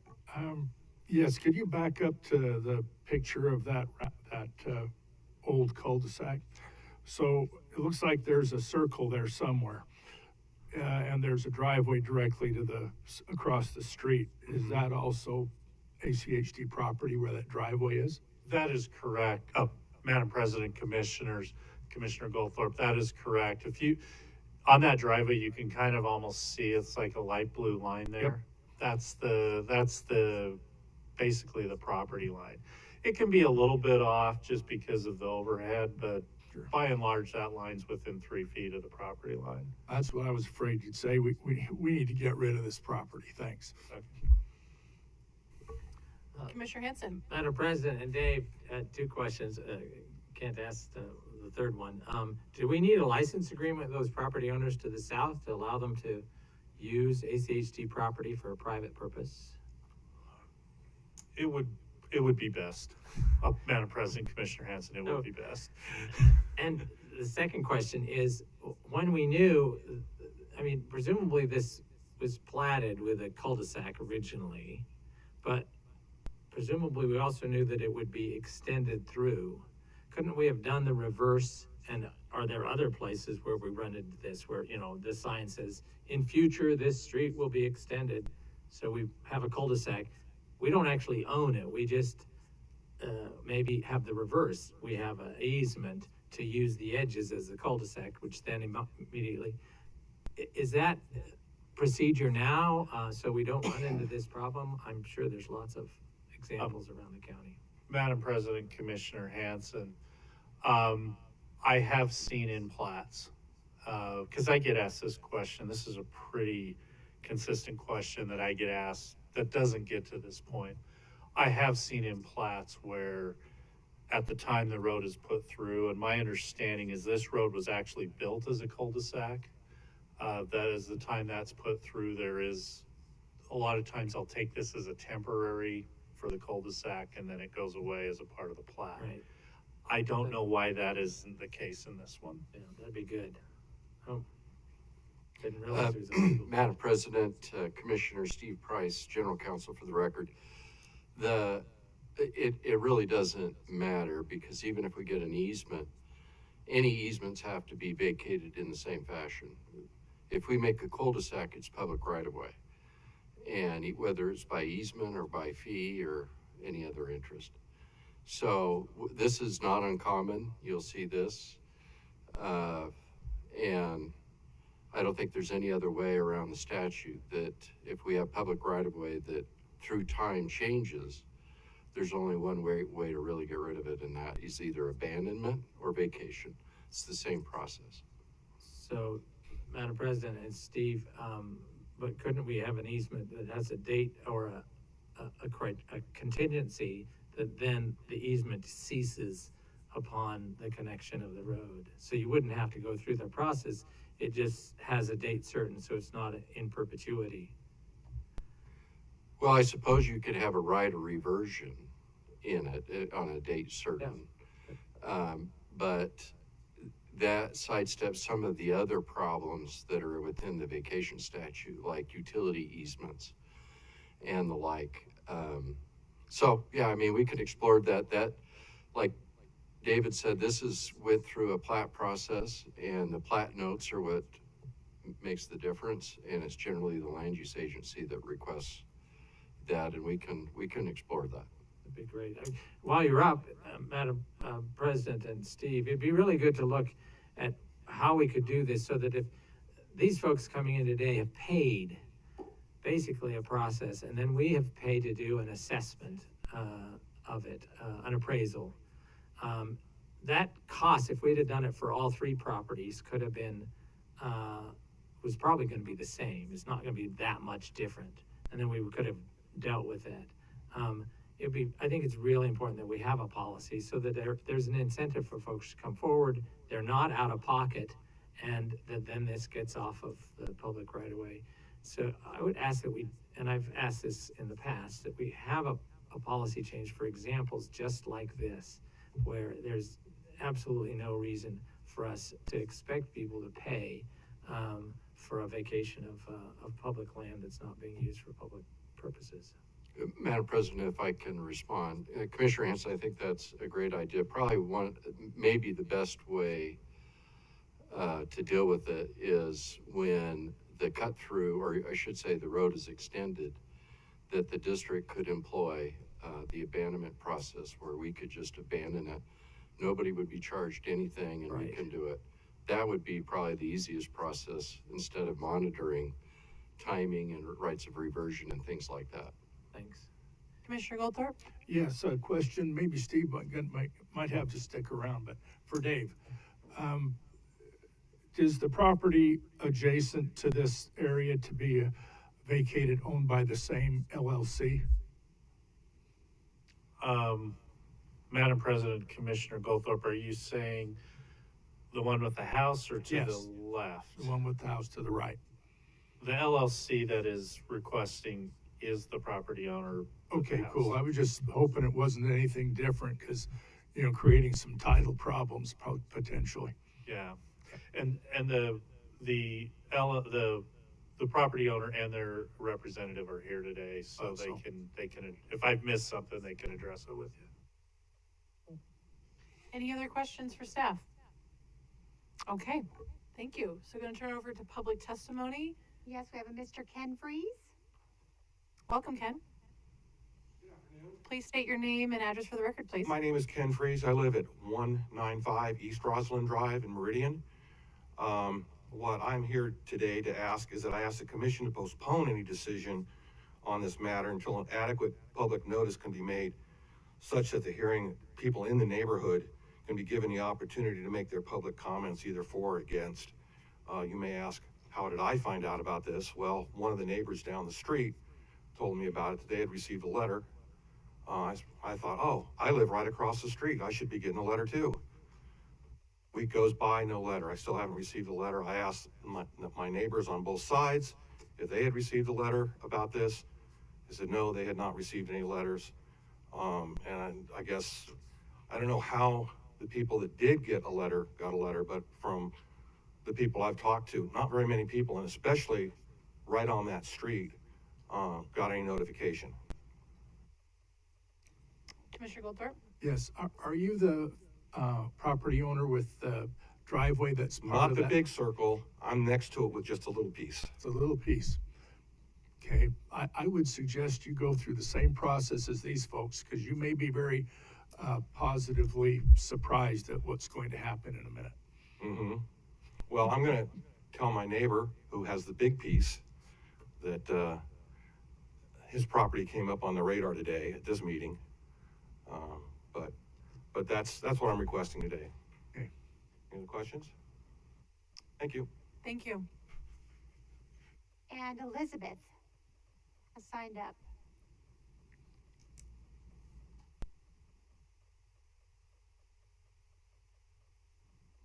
Good afternoon, Elizabeth Kecker at 601.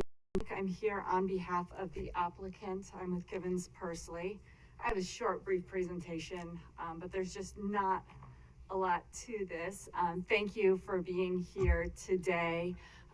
We represent the applicant, BB Rosalind. Here you can see sort of zoomed out a little bit more of where this is located. We're south of the interstate off of Meridian Drive on Rosalind. This was originally a cul-de-sac property. Since that time, the street has been punched through. This little 628 acres is located on my client's property. They've been maintaining 628 square feet. 628 square feet. I apologize. What did I say? Acres. Oh my goodness, no. That would be a lot more than $10,000. This is 0.0144 acres. They have been maintaining this small section. There's grass on it. There's some shrubs. And at this point in time, it's just a fragmented section of right-of-way, and we are asking that it be vacated. And I'll stand for any questions. And it's also my understanding, looking through the staff report, that all of the applicable public notice and hearing was sent out from the board. We did have the public meeting some time ago. Mr. Freeze, I believe, was in attendance there, as well as some other neighbors. Thanks, Mrs. Keckman. Any questions for Elizabeth? Madam President, I Jensen. want to thank your client for bringing this forward. We have who knows how many of these remnant parcels that that are all over the place, and the barrier that most people have is once they discover it, it's like, what? I still have to pay to apply to go through this process?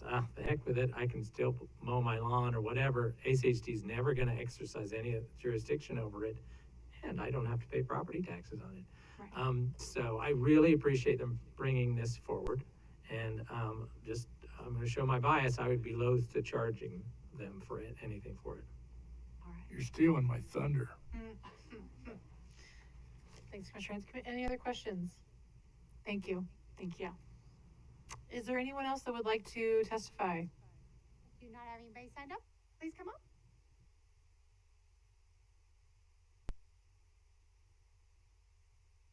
Welcome. Please state your name and address for the record. Carol Sue Johnson, 292 East Boulark Court, Meridian.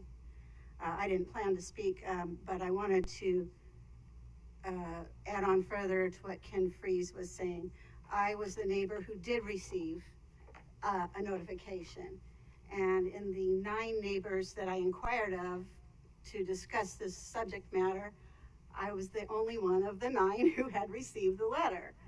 So I scanned it and sent it to Ken and to several of the other neighbors and copied them and took them to the other neighbors. I stopped asking after 9 neighbors. I thought it was strange.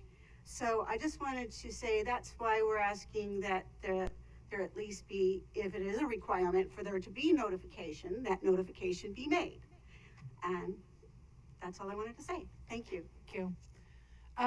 Mr. Serdar, can you explain what is our process for notifying, who gets notified, and what's the timeliness of all that notification? Since there seems to be a gap potentially. Yes, thank you, Madam President. What the process is when we did this about, and I can look at the date, but about a month ago, we did the meeting, which we then sent it to consent. The process that my staff does is that I think we're required by statute to do 300 feet. This agency has taken 600 feet within basically the property. Mm-hmm. So my staff will go and they'll draw a little circle around 600 or a little square around 600 feet, and then they'll get a list and then they'll mail to those people to make sure that they got that. I can check, but that is part of what we do every time. I do know we also require, as a part of the process, even before the application has been submitted, for the applicant to actually send out a notice and do a neighborhood meeting, which they did.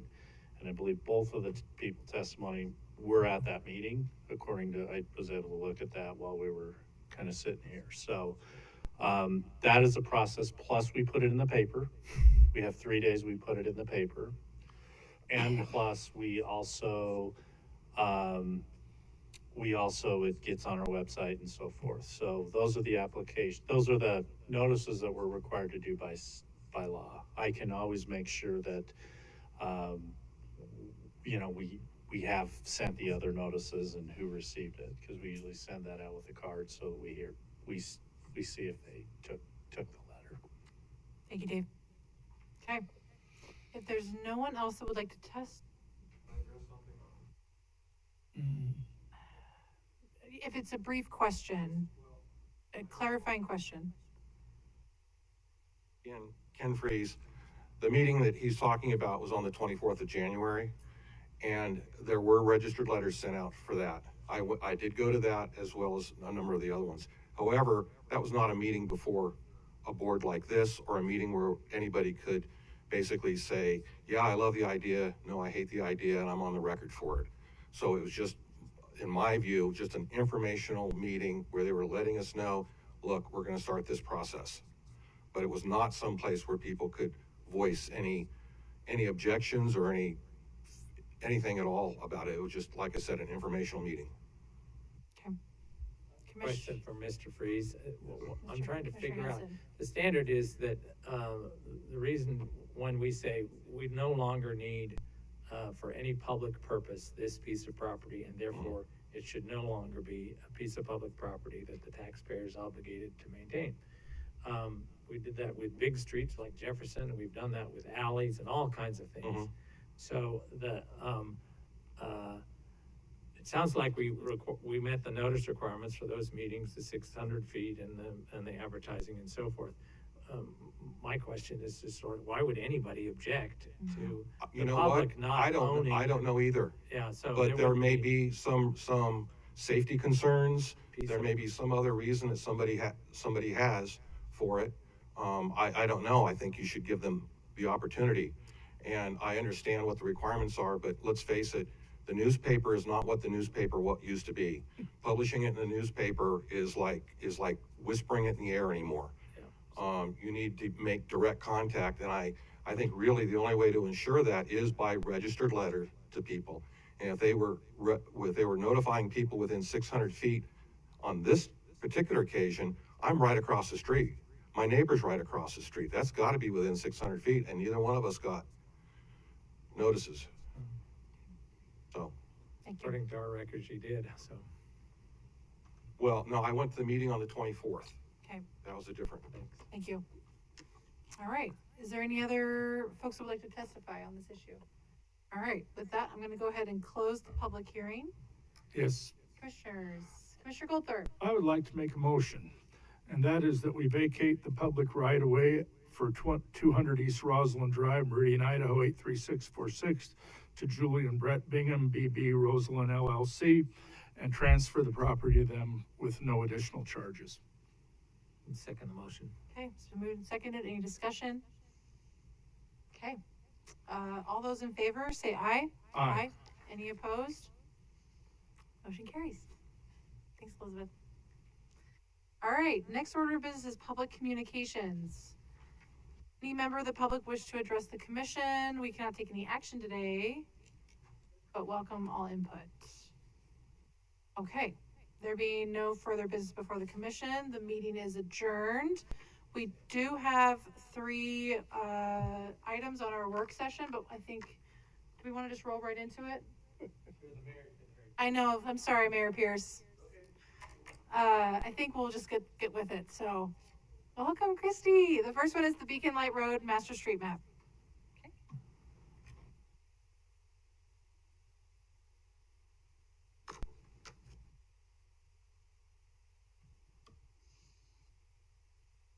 I always like to wait for it to actually come up on the screen. So good afternoon, Madam President, Commissioners.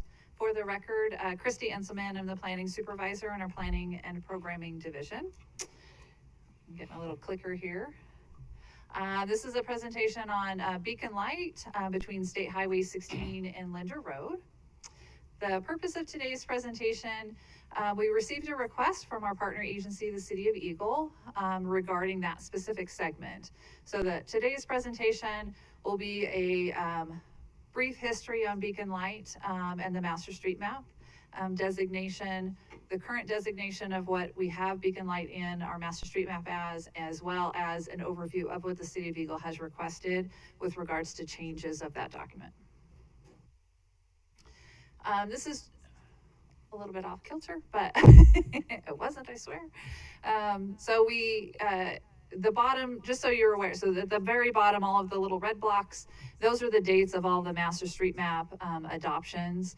We adopt an updated Master Street Map with partner agency involvement every 2 years. The most recent, I think I have it on there, is 22, but I think it rolled into 23. So we began that process in 2010 and have adopted one consecutively every 2 years. Christy, it's hard to read the 2016, so is that is it 5 to, what is it saying at the bottom there? Yeah, it's a reduction from 5 to 3, so I'll go over the top section as well. Thank you. So the top section is a history of Beacon Light Road itself. So it was identified going back to like 2018. It was identified in the Northwest Foothills Transportation Study as 5 lanes, as a 5-lane segment for the entire length. In 2010, which was also at the time that we adopted the first Master Street Map, it was in there at 5 lanes. In 2013, we received a letter from the City of Eagle, not requesting a change to the Master Street Map, just identifying some concerns for the corridor to potentially be 3 lanes. And then in 2016, at the adoption of that 2016 Master Street Map, we received a formal letter from the City of Eagle requesting to amend the Master Street Map and amend Beacon Light, and that is a reduction from the 5 lanes to 3 lanes for the entire corridor. And we've had a few adoptions for the Master Street Map in that interim, and we received in May a formal letter from the City of Eagle requesting to amend the Master Street Map, to amend Beacon Light Road just from State Highway 16 to Linder Road, and increase the number of lanes from 3 lanes to 5 lanes. So a slight change. So this map is just representative of the current Beacon Light corridor between State Highway 16 all the way out to 55. And so the first 2 segments there on Beacon Light is, the first segment there is a planned commercial arterial, is the typology. My colors have changed. The next segment is a residential arterial, and then the remainder is a rural arterial. And currently in the Master Street Map, that is identified as 3 lanes for the entire corridor. Which part of the corridor is 3 lanes? Currently, the entire thing is identified as 3 lanes in the adopted Master Street Map. Okay, so I guess you're going to show us which part is 5 lanes, right? Correct. So this, This is really hard to read. I know, some of the things changed. It wasn't a long format, so it's gotten squished together, I think, a little bit. So my apologies. So this is a snippet of the adopted master street map. I wonder if you could maybe like not put it in presentation mode and we could like zoom in, because it's yeah, we can't read this at all.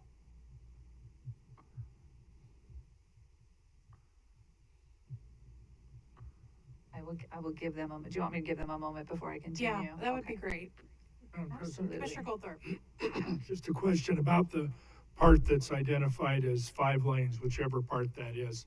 I sat through all those hearings, and I'm remembering that when we told them we were preserving for 5 lanes, but only going to develop 3, and then had a fairly significant discussion with the neighbors, their association or whatever they call themselves, and the city about the city utilizing that additional 2-lane right-of-way for its own purposes, like an equestrian path, things like that. What's changed? Madam President, Commissioner Goldthorpe, the city has now requested that a specific section change the right-of-way designation and the preservation lanes from 3 until 5. From 5 until 3? Nope, 3 to 5. 3 to 5. Correct. Okay. Sorry, I'm trying to, it's distracting with it coming on and off. We're gonna print some copies off. Yeah, I'm you're all good. confused now, because here I was thinking we were making a proposal to go from 5 to 3 because of the other slide. No. So on this slide, I know, I apologize, it is difficult to read. So there's 2 segments there from State Highway 16 until Hartley Lane. That is the segment that is a planned commercial typology. That they are asking to go from 3 lanes to 5 lanes and preserve right-of-way for 108 feet. Today, it is 96 feet and 3 lanes in the adopted master street map. They are then also asking for from Hartley Lane to Linder Road, which is the typology as a residential. It is currently in the master street map for 3 lanes. They are asking for that segment also to go to 5 lanes and preserve 97 feet of right-of-way. So that is their request, is to change just those 2 segments of the master street map from 3 to 5 lanes and change the total right-of-way width preservation to the 2 that are identified on the screen today. Madam President. Commissioner Goldthorpe. So the rest of it to the east is still preserved for 5, correct? Madam President, Commissioner Goldthorpe, currently today, none of it is identified for 5 lanes. All of it is identified for 3, and east of this location, it would stay at 3 as a rural arterial preservation. Okay, I'm just really confused now, because I remember very specifically that Beacon Light Road, a lot of it was preserved for 5. It was prior to the 2016 master street map update. At that time, the city of Eagle requested the entire corridor be 3 lanes. And I thought we said no. Madam President, Commissioner Goldthorpe, no, the decision at that hearing was to preserve only for 3 lanes and 96 feet of right-of-way. It was just a little confusing with the previous slide, because it says master street map and you're telling us that it's not in the current master street map, right? It is. You're saying that they want to amend these portions, right? Correct. To 5, which is not in the master street map. They're the entire segment of Beacon Light from State Highway 16 to 55 is in the master street map at 3 lanes. Right. They want to change those first 2 segments to 5. I understand that. Oh, but okay. As it was presented in that last slide, it makes it look like that is what is Oh, currently in the master street map. It is. I'm sure the previous showed 3 lanes the entire corridor. I was showing a map of the entire segment and it identified 3 lanes for the entire thing. I apologize. So that previous slide, I should probably go back to it if I can't go back to it. I think you're not clear. Yeah, Commissioner Hanson. Madam President and Christie, so since you know, the real nub of the question is how much ACHD right-of-way is there, right? What's the space? And when we said we'd preserve for potential future 5, 96 feet's plenty of space for 5-lane corridor, but we said we want only a 3 lanes. But we've got, is ACHD currently own 96 feet for the whole corridor?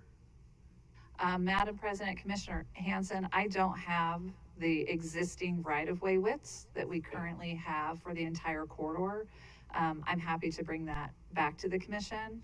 At the staff is recommending. Because as I recall, that was the nub. ACHD already owned it. And so the question wasn't, it wasn't going to be developed. It was ACHD was going to then work with the city to figure out what to do with that space that is not going to be used for car lanes. And so we already had a wide right-of-way in that entire corridor, right?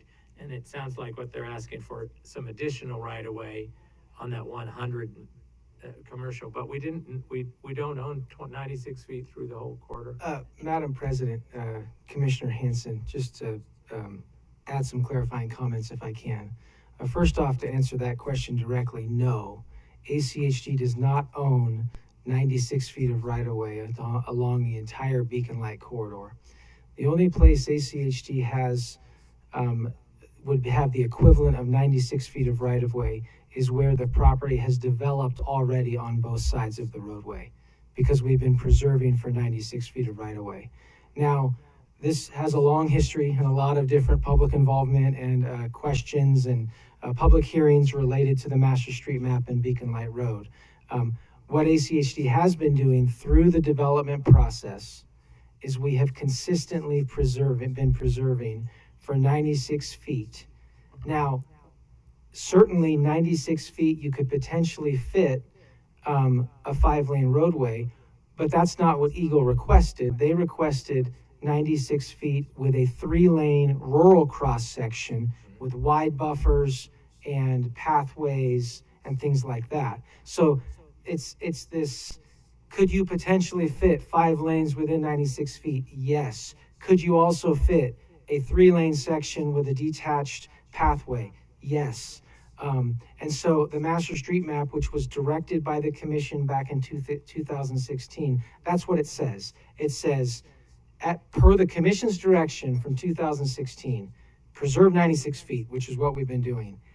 But when you go and build this road, or you're planning for this road, or you're modeling this road, assume 3 lanes. And that's what we've been doing. And that's what Eagle wants us to change for this first section between State Highway 16 and Linder.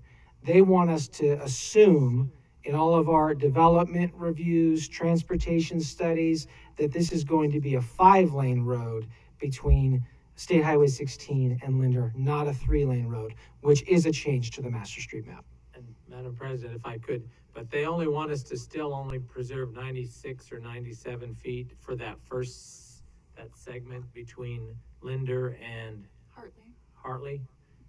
Or do they want us to preserve more? More, Commissioner.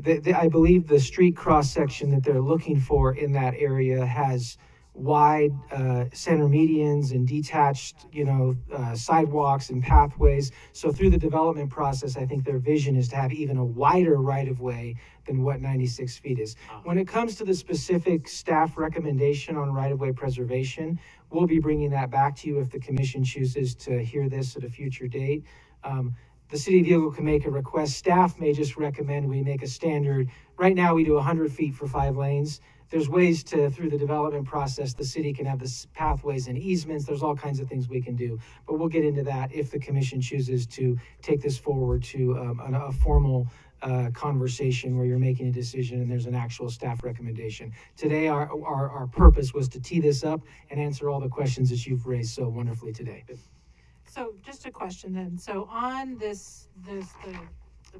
slide that you have here, and I'm looking at the handout, I see it says 5. So this is the City of Eagle's request that it's 5. Let me change it to 3 to 5. But down below we've got 108 feet and then 97 feet. So is that the request that we maintain that amount of right of way?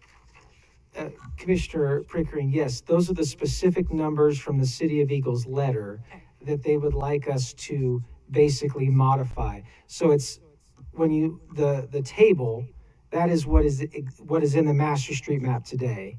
So we circled those items in red that the city is requesting to modify, and then the graphic below that. So instead of 3 in the table, you would see 5 if you so chose to move forward with this. And instead of 96 feet, you could go exactly with what the City of Eagle is requesting, 108 and 97, or staff may have an alternative recommendation if we get to that point. But we just wanted to make sure you had all of that today to consider. So that, I understand the table and walking through that, but my question is the City of Eagle requesting that the residential arterial be maintained at 97 feet? That's what was in their letter. That is what's in the Yes. letter. Okay, I just want to make sure that that's clear, because the 5 lanes, 97 feet could be kind of tight. So I just want to make sure that that's correct. Very fair, and it is, yes. And we typically, for 5 lanes, are preserving 100. And that's why when we come back, staff would likely say 97 isn't a standard number for us. We'd probably just make a recommendation to do 100, but we're just showing you exactly what the city was asking for. That's helpful. Quick question for Justice. Commissioner Hanson. And that is, well, I guess Christy can answer it too. We're moving towards, making it clear we want to have LTS 1 or 2 multi-use pathways on the side of 5-lane arterials. Is this enough? Is 100 feet enough now to do that? Or Yeah, Commission President Pickering, and have to put more physical barriers the tighter it is. Commissioner Hanson, yeah, we believe we can successfully achieve the Commission's directive related to LTS within 100 feet. Okay, thank you. Sorry, thank you, Christy. No, that's okay. As we had to, When I couldn't go back and forth, I'm like, I'm wanting to show you what it is exactly, I swear. So this is their request. So the next steps, staff is recommending to come back to the commission. This is just an information briefing on June 28th and a regular agenda item for a decision on any changes to the master street map. And Mayor Pierce is here from the City of Eagle if he would like to add anything additional or answer any questions. No, we got to show. Mayor Pierce, you're welcome to. I personally have a question for you, but feel free to say your piece if there's. Yep, Jason Pierce, 1980 West Floating Feather Road, Eagle, Idaho. Thank you, President and Commissioners. If you want to go ahead or. Yeah, Yep. I mean, I would just love to know what has prompted the change. Okay. Some context would be great. Yep, great. So obviously Linder is going to be expanded fairly wide from Chinden all the way up into Beacon Light. And so for us, we realize that's a corridor and eventually up into the foothills. So we have expanded some of our commercial at Beacon Light and 16 because of the fact that we did lose some commercial to Star down at 16 and 44. And so we will realize that will be more of an intense commercial area than maybe it was originally imposed to be. So we want to make sure that when people are coming up Linder and using those roads and Highway 16, that they have good east-west also connection. We also want to preserve the more rural character of our community from the Linder all the way east out to 55. And so that is kind of where we realize that you're going to have people coming up Linder, whether it's from, the subdivisions that are along there, coming from Meridian, coming from other places that will want to get to some of those commercial nodes that are up at 16 and Beacon Light. And so that's why we wanted a little wider there. The part to Hartley out to 16 is going to be more fully focused on commercial. From Hartley to Beacon or to Linder will be more focused residential in that area, but still knowing that we need that traffic to move from Linder all the way to 16. And will there be, because I'm not familiar with the on-ramps or off-ramps with Highway 16, so will there be a connection to Beacon Light Road from Highway 16? So there is right now. It's there is right now. It's a light, Okay, it's four-way light, but it is in the plan to be a grade separated interchange. Okay. At some point. Okay, thank you. Yep, you're welcome. Yeah. Is there anything else you would want to share? Commissioners, any questions for the mayor? Commissioner Gold. Thanks for being here, Mayor Pierce. So I know that City of Eagle has been interested in a corridor study for Beacon Light Road and what that looks like in addition to the City of Star's portion of Beacon Light Road and the improvements with Highway 16 and your business district there and everything. So, the previous letter that we had received had referenced Compass modeling. Has the city requested any modeling from Compass that incorporates this change that you're requesting with the 5 lanes at that portion? I don't believe that we have, no. And we were looking for because the process, if you guys looking at Beacon Light and what was gonna happen is we'll then have more public input on that portion, because I think most of our residents are really concerned about the Linder to 55 section. And, I've been around for the 20 years that this has been going on for, just like, Commissioner Goldthorpe has been too for a long time. And, it's been back and forth on what happens. There was talk in the past that you preserve the 96 feet because, we might only want 3 lanes today, but who knows what will actually happen in the future and looking 40, 50 years down the road, and okay, if it doesn't get used for anything more than just 3 lanes, then having those pathways and other things attached to it to create that more rural feel. But if it does change in the future, still having the ability to not choke down how traffic moves throughout our community when we're probably all long gone from here. So. Madam President. And so, I agree. There's been a lot of public interest and involvement about that portion of Beacon Light that you're agreeing to maintain as the rural residential.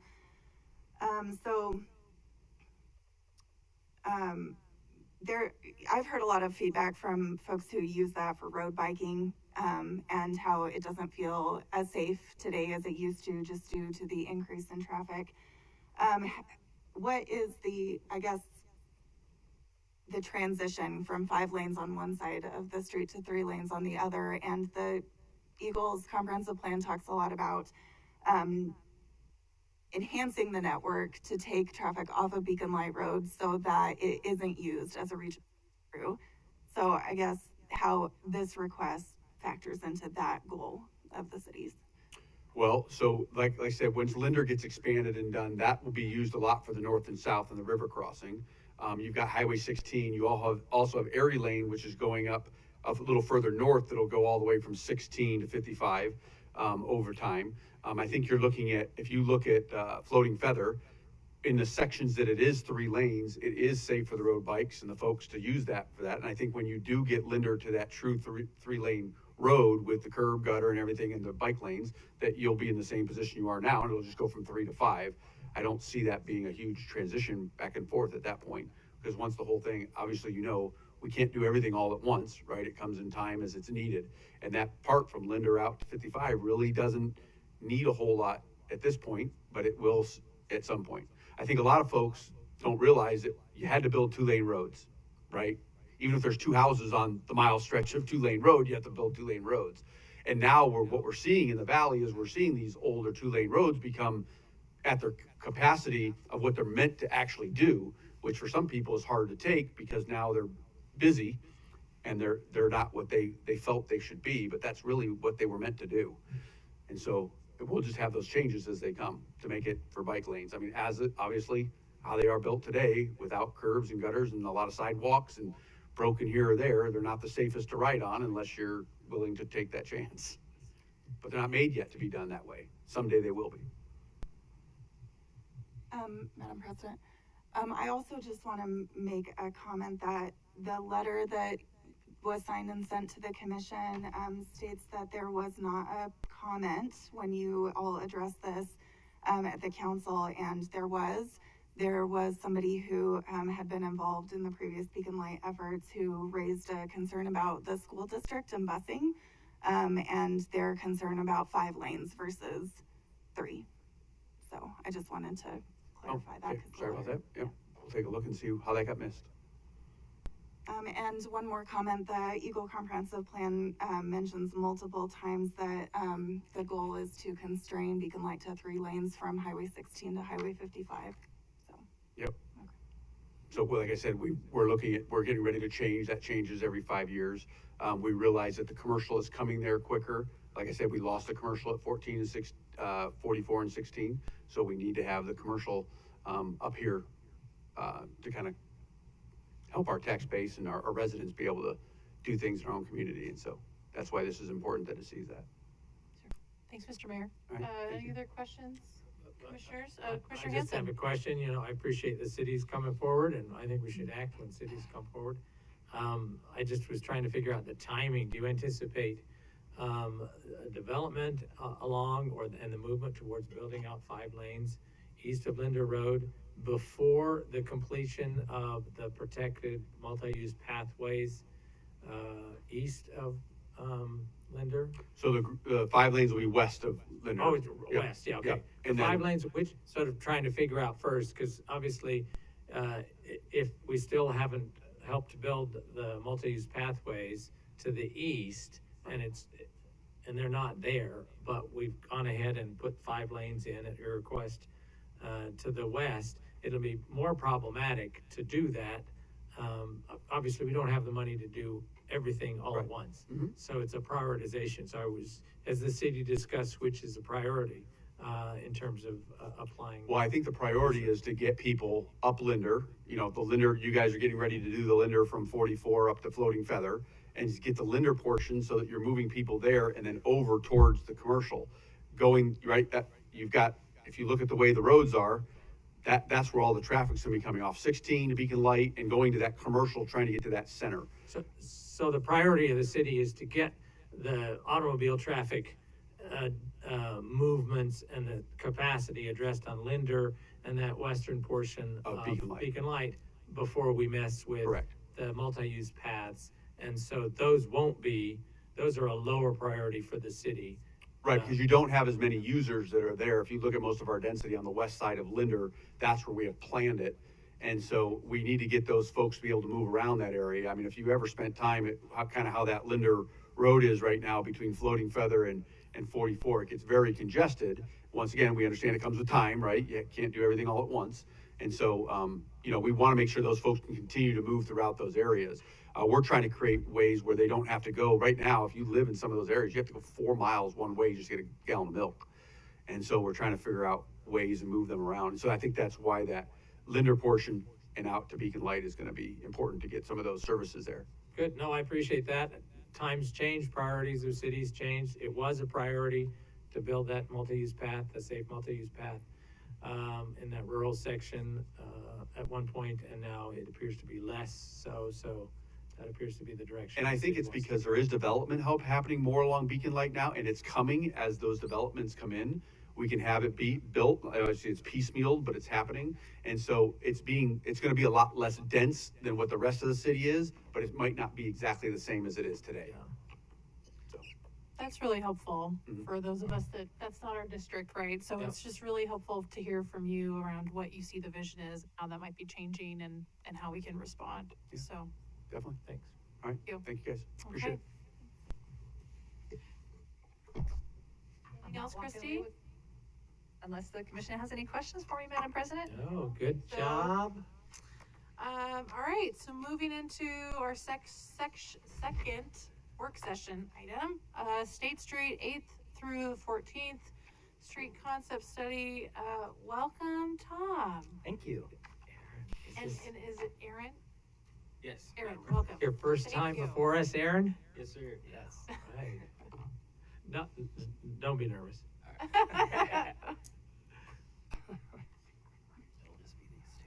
Okay. All right. Thank you, Madam President, members of the commission. For the record, my name is Tom Laws, Planning Manager with the Ada County Highway District. And with me today is Aaron Williams, Senior Transportation Planner. And the goal for today is to kick off the State Street west of 8th Street to 14th concept study.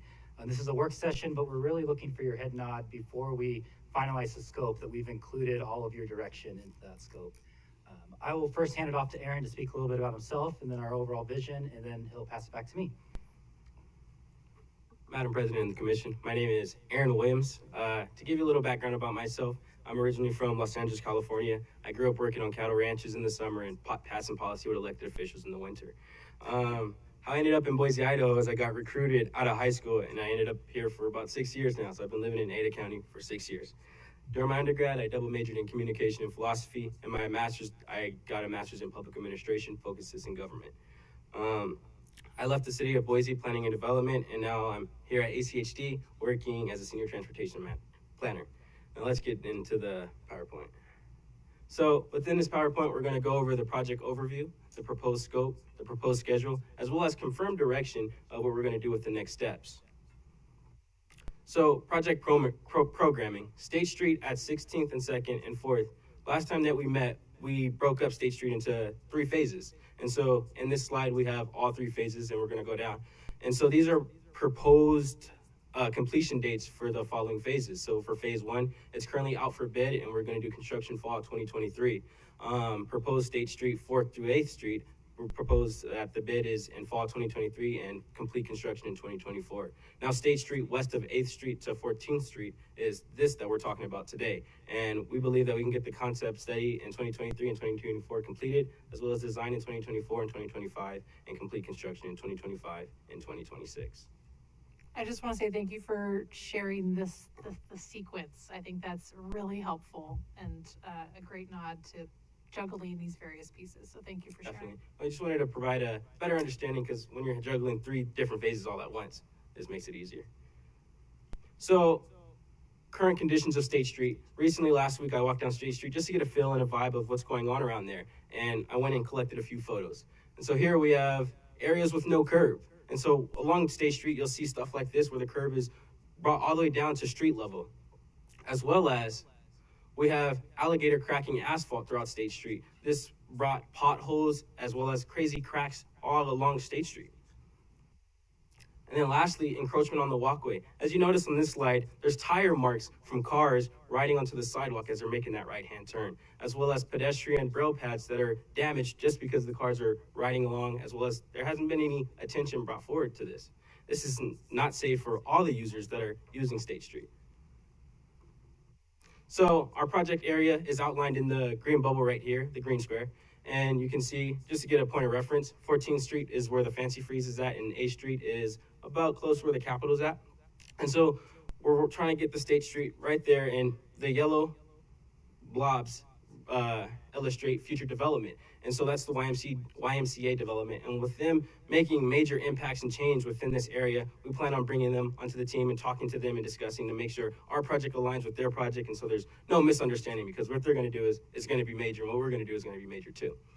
Along this slide, I also have bus routes and bus stops that is used by VRT. And so this is an active street that's constantly used by the community. So within our project team, this is a project team that we've been meeting to get a better understanding of what's going on with State Street, as well as better prepare for this project. And so we have Bree Brish, the Mayor Transportation Advisor, Karen Gallinger, Senior Transportation Planner at the City of Boise, as well as Stephen Hunt, Chief Development Officer at Valley Regional Transit, and Zach Pittmeyer, Park and Mobility Director. He's also in the audience if you have any further questions or wanted a little bit more insight of what's going on around here. And so now I'll pass it over to Tom to continue the presentation. Thank you, Aaron. So just really to reiterate our project objective, the goal of this concept study is to recommend a cross-section for State Street, 8th to 14th, that improves the pavement condition, promotes safety, and increases mobility for all users. Just a few of those goals that we heard from you that we really want to focus on within this effort is to replace that aging roadway, upgrade pedestrian and stormwater facilities, explore bicycle facilities, and really focus at that crossing across State Street. Add streetscape improvements and vertical elements in coordination with CCDC, coordinate with existing and proposed development along the corridor, as Aaron mentioned, support VRT's bus routes and future growth vision goals, increase safety and comfort for all users, and at the same time, trying to maintain that existing right-of-way throughout. And so in addition to that, really with this proposed scope, we're evaluating the appropriate roadway cross-section that enhances facilities and promotes safety for all users. We'll look at both a 3-lane and a 4-lane primary configurations. And really the reason for that is to help develop these alternatives that highlight appropriate taper locations. So as Aaron mentioned, on the west side of this corridor, we have 5 lanes over at 15th Street. And by the time we get to 8th, it's down to 2 lanes. And so identifying when those tapers happen to get down from the 5 all the way to 2 will be part of this process. In addition, we'll look at full signal enhancements with lead pedestrian intervals at 14th and 12th Streets. So this is just a high-level schedule that we're proposing with this effort. Kicking off today with that June 2023 commission check-in. Over this month, we plan to finalize that scope and complete our consultant selection. And then really over the summer and fall period, it's that alternative analysis. That includes high-level traffic modeling, examination of the safety considerations, the crash history, looking at the bicycle and pedestrian level of traffic stress and traffic service, and then how this all ties in with VRT and the transit operations. Following those analysis, we'll come back to you for a check-in prior to going out to that public outreach and stakeholder coordination. Once that's wrapped up, once again, we'll come back to you and then form that final recommendation with the public hearing and commission approval, ideally next spring or summer. Tom, Yes. just a quick question. So this proposed schedule is just relating to the 8th and 14th? That is segment, correct. Is that correct? Yes. Okay. Could you also, not to like completely confuse us commissioners, but it would be helpful to have this proposed schedule for the other segments as well, or at least another work session to touch on the other two pieces, if that's all right.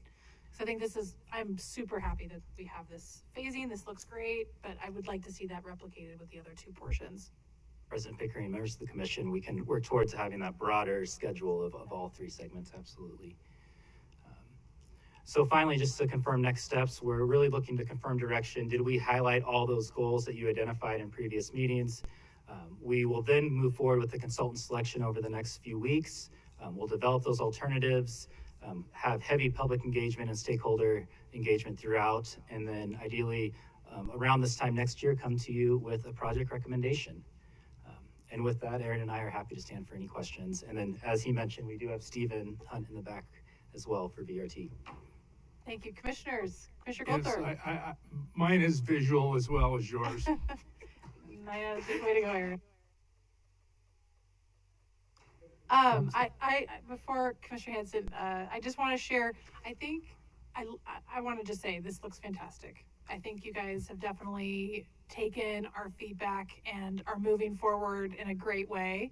So thank you for sharing this check-in and validating that. I do want to share, though, I think that the biggest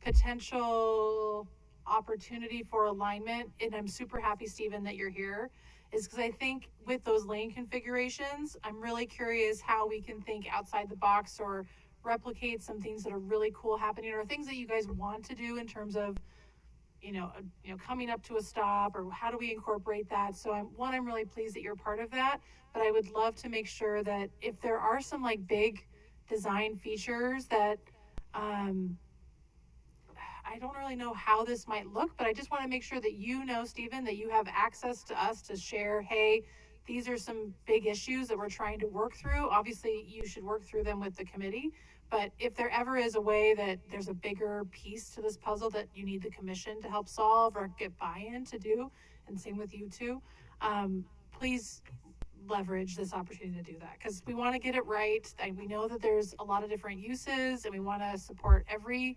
user in the most safe way, but just making sure that we're all on the same page. And oftentimes I think VRT could feel like they're left out or whatever, right? So I just want to make sure that we nip that in the bud and just really create that culture of communication before we're at the design phase.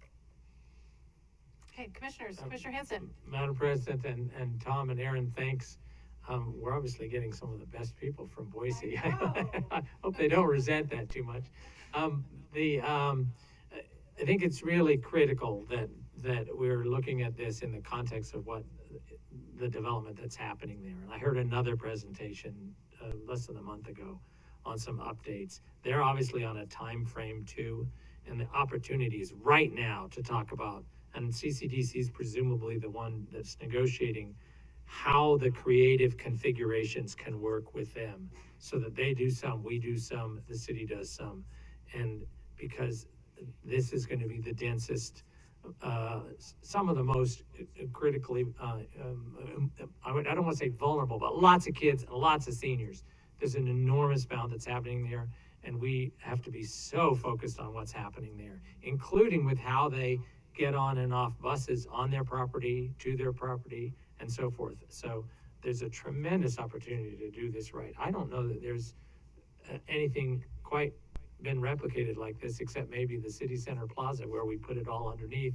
We put a contraflow lane, but even this is much more, because there's a lot more people who are going to be living and moving in and out of there. So I think it's so critical that we really understand and are constantly working with, as they're updating their designs, or we can go to them and say, can you put this in your design? And maybe we'll do this on, so that there's this constant back and forth. Because there's the CCDC district, there's the the timing on their fundraising and their ability to obviously rent out what they're going to be building, and then our own timing coming together at the same time. So it's not going to be easy. It's complicated, but it's got to be right. So. And I want to just share too, I heard when we, when we've rejected that bid, we heard from the city of Boise that they really wanted to have a presentation or at least several work sessions on what happens with 8th and 14th. So kind of what's your guys' schedule to make sure that how this phasing works, how are you communicating that to the VRT, board and the city council? Madam President, members of the commission, that's a great question. We've only met once as a stakeholder group, and it was really focused on the scope of work to date. Okay. But I will make sure that's a priority with our next meeting to really flesh that out as well. That sounds good. And then of course, we're really happy to sit in the audience when you do that too, and just give us a heads up when you are on deck so that we can answer questions and speak to any other pieces that might be appropriate for us to answer. And then I would also share too, I think that you have the scope is fantastic, but I really think, to Commissioner Hansen's point,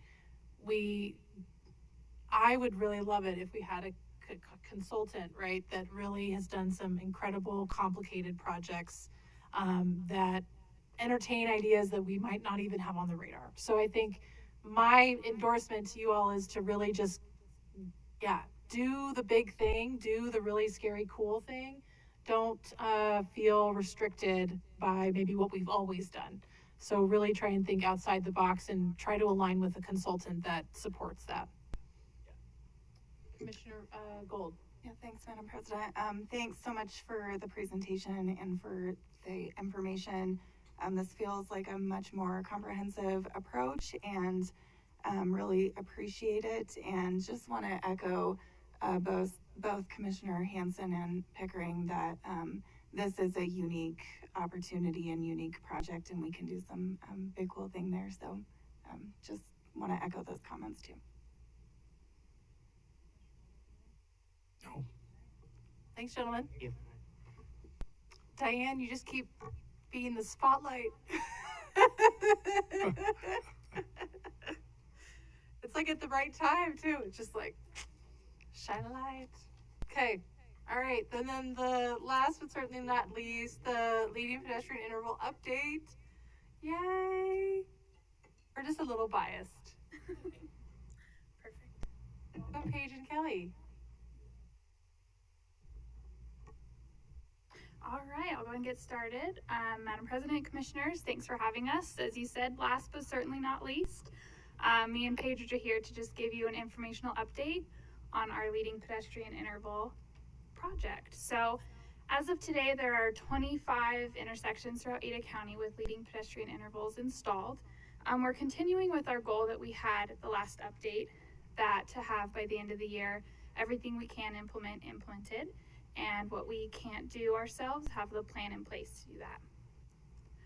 So through our initial process of inventorying all of the signals and kind of getting a plan set in place, we identified 31 signals throughout Ada County where we could internally implement that with our teams here. So how those were chosen is they were signals that are not in our coordinated signal network, whether that be a corridor or downtown. And they also have APS already installed. So out of those 31, there's been 4 implemented so far, and soon there will be more. So just to kind of lay out the timeline of those. When we're in there updating the signal timing plan, we want to make sure that if we're going to do updates, we can find if there's other ways we can improve the signal timing. So we did want to collect, if they were traffic counts older than 3 to 5 years, we wanted to collect updated traffic counts so we have a good idea of the demand of the vehicles. So we did collect those with our traffic technician teams, and we actually at this point have had them all collected. And once on those intersections, each one, once we had updated traffic counts, we submitted a work order over to our congestion management team. So once they had that list, they kind of just went through and verified if the signals needed updated firmware, if the controllers were up to date, to see if they were compatible with LPI. And at that point, then they were able to create the signal timing plan for the ones that they have available. So if they did need a controller upgraded, they're able to put the signal timing plan in the controller and test it in our shop overnight to make sure there's no problems. And once that testing is completed, then at that point they get it deployed in this field with congestion management and our signal maintenance team. So with the timeline of those internal implementations, it was pretty front heavy with just kind of trying to figure out inventory, where we can and how we can make that happen, getting those traffic volumes updated. We were able to fill that position that the commission approved to help with the implementation in our team, and they're currently getting trained and up to speed, and we have a goal to moving forward of doing 1 to 2 per week. All right, thanks, Kelly. So with that, we have the remaining intersections that will be evaluated by consultants in 2 phases, and they're split into 4 packages. So we have ITD, ACHD intersections, coordinated intersections, uncoordinated intersections, and the Boise downtown area. So phase 1 includes taking inventory of the existing signal controllers at each intersection, reviewing the APS and ADA improvements that would be required at each intersection, the potential right-of-way impacts to those improvements, and the scope and budget for phase 2. So our goal with phase 1 is to be completed by September 1st. And phase 2 includes the design for intersection improvements and signal timing evaluations, so really getting into the detailed data. And we are currently working with the consultants on scope and budget for phase 1. And so with all these improvements with LPI, we also found ways to do some school safety improvements. To expand upon these safety initiatives, we have been evaluating rapid rectangular flashing beacons, school zone flashers, and frontage lighting at locations that will enhance safety near schools and where we can implement them rapidly. We have identified 4 schools that would benefit from our RFBs, or rapid rectangular flashing beacons, 4 schools for school zone flashers, and 6 schools that would benefit from frontage lighting. And these are mostly at crossings. We are currently organizing the design and implementation process for these safety improvements. So our next steps, continue the internal implementation like Kelly talked about, finalize the consultant contracts, which will be brought to the commission for award, and begin the evaluation of phase 1. And as always, next quarterly update will be at the September 6th work session. And now we'll stand for any questions. Thank you. Great work, you two. Thanks. Any questions or comments? Thank you. Yeah, thanks. Excellent work. Thanks. All right, well with that, we're done for the day. See you guys next week.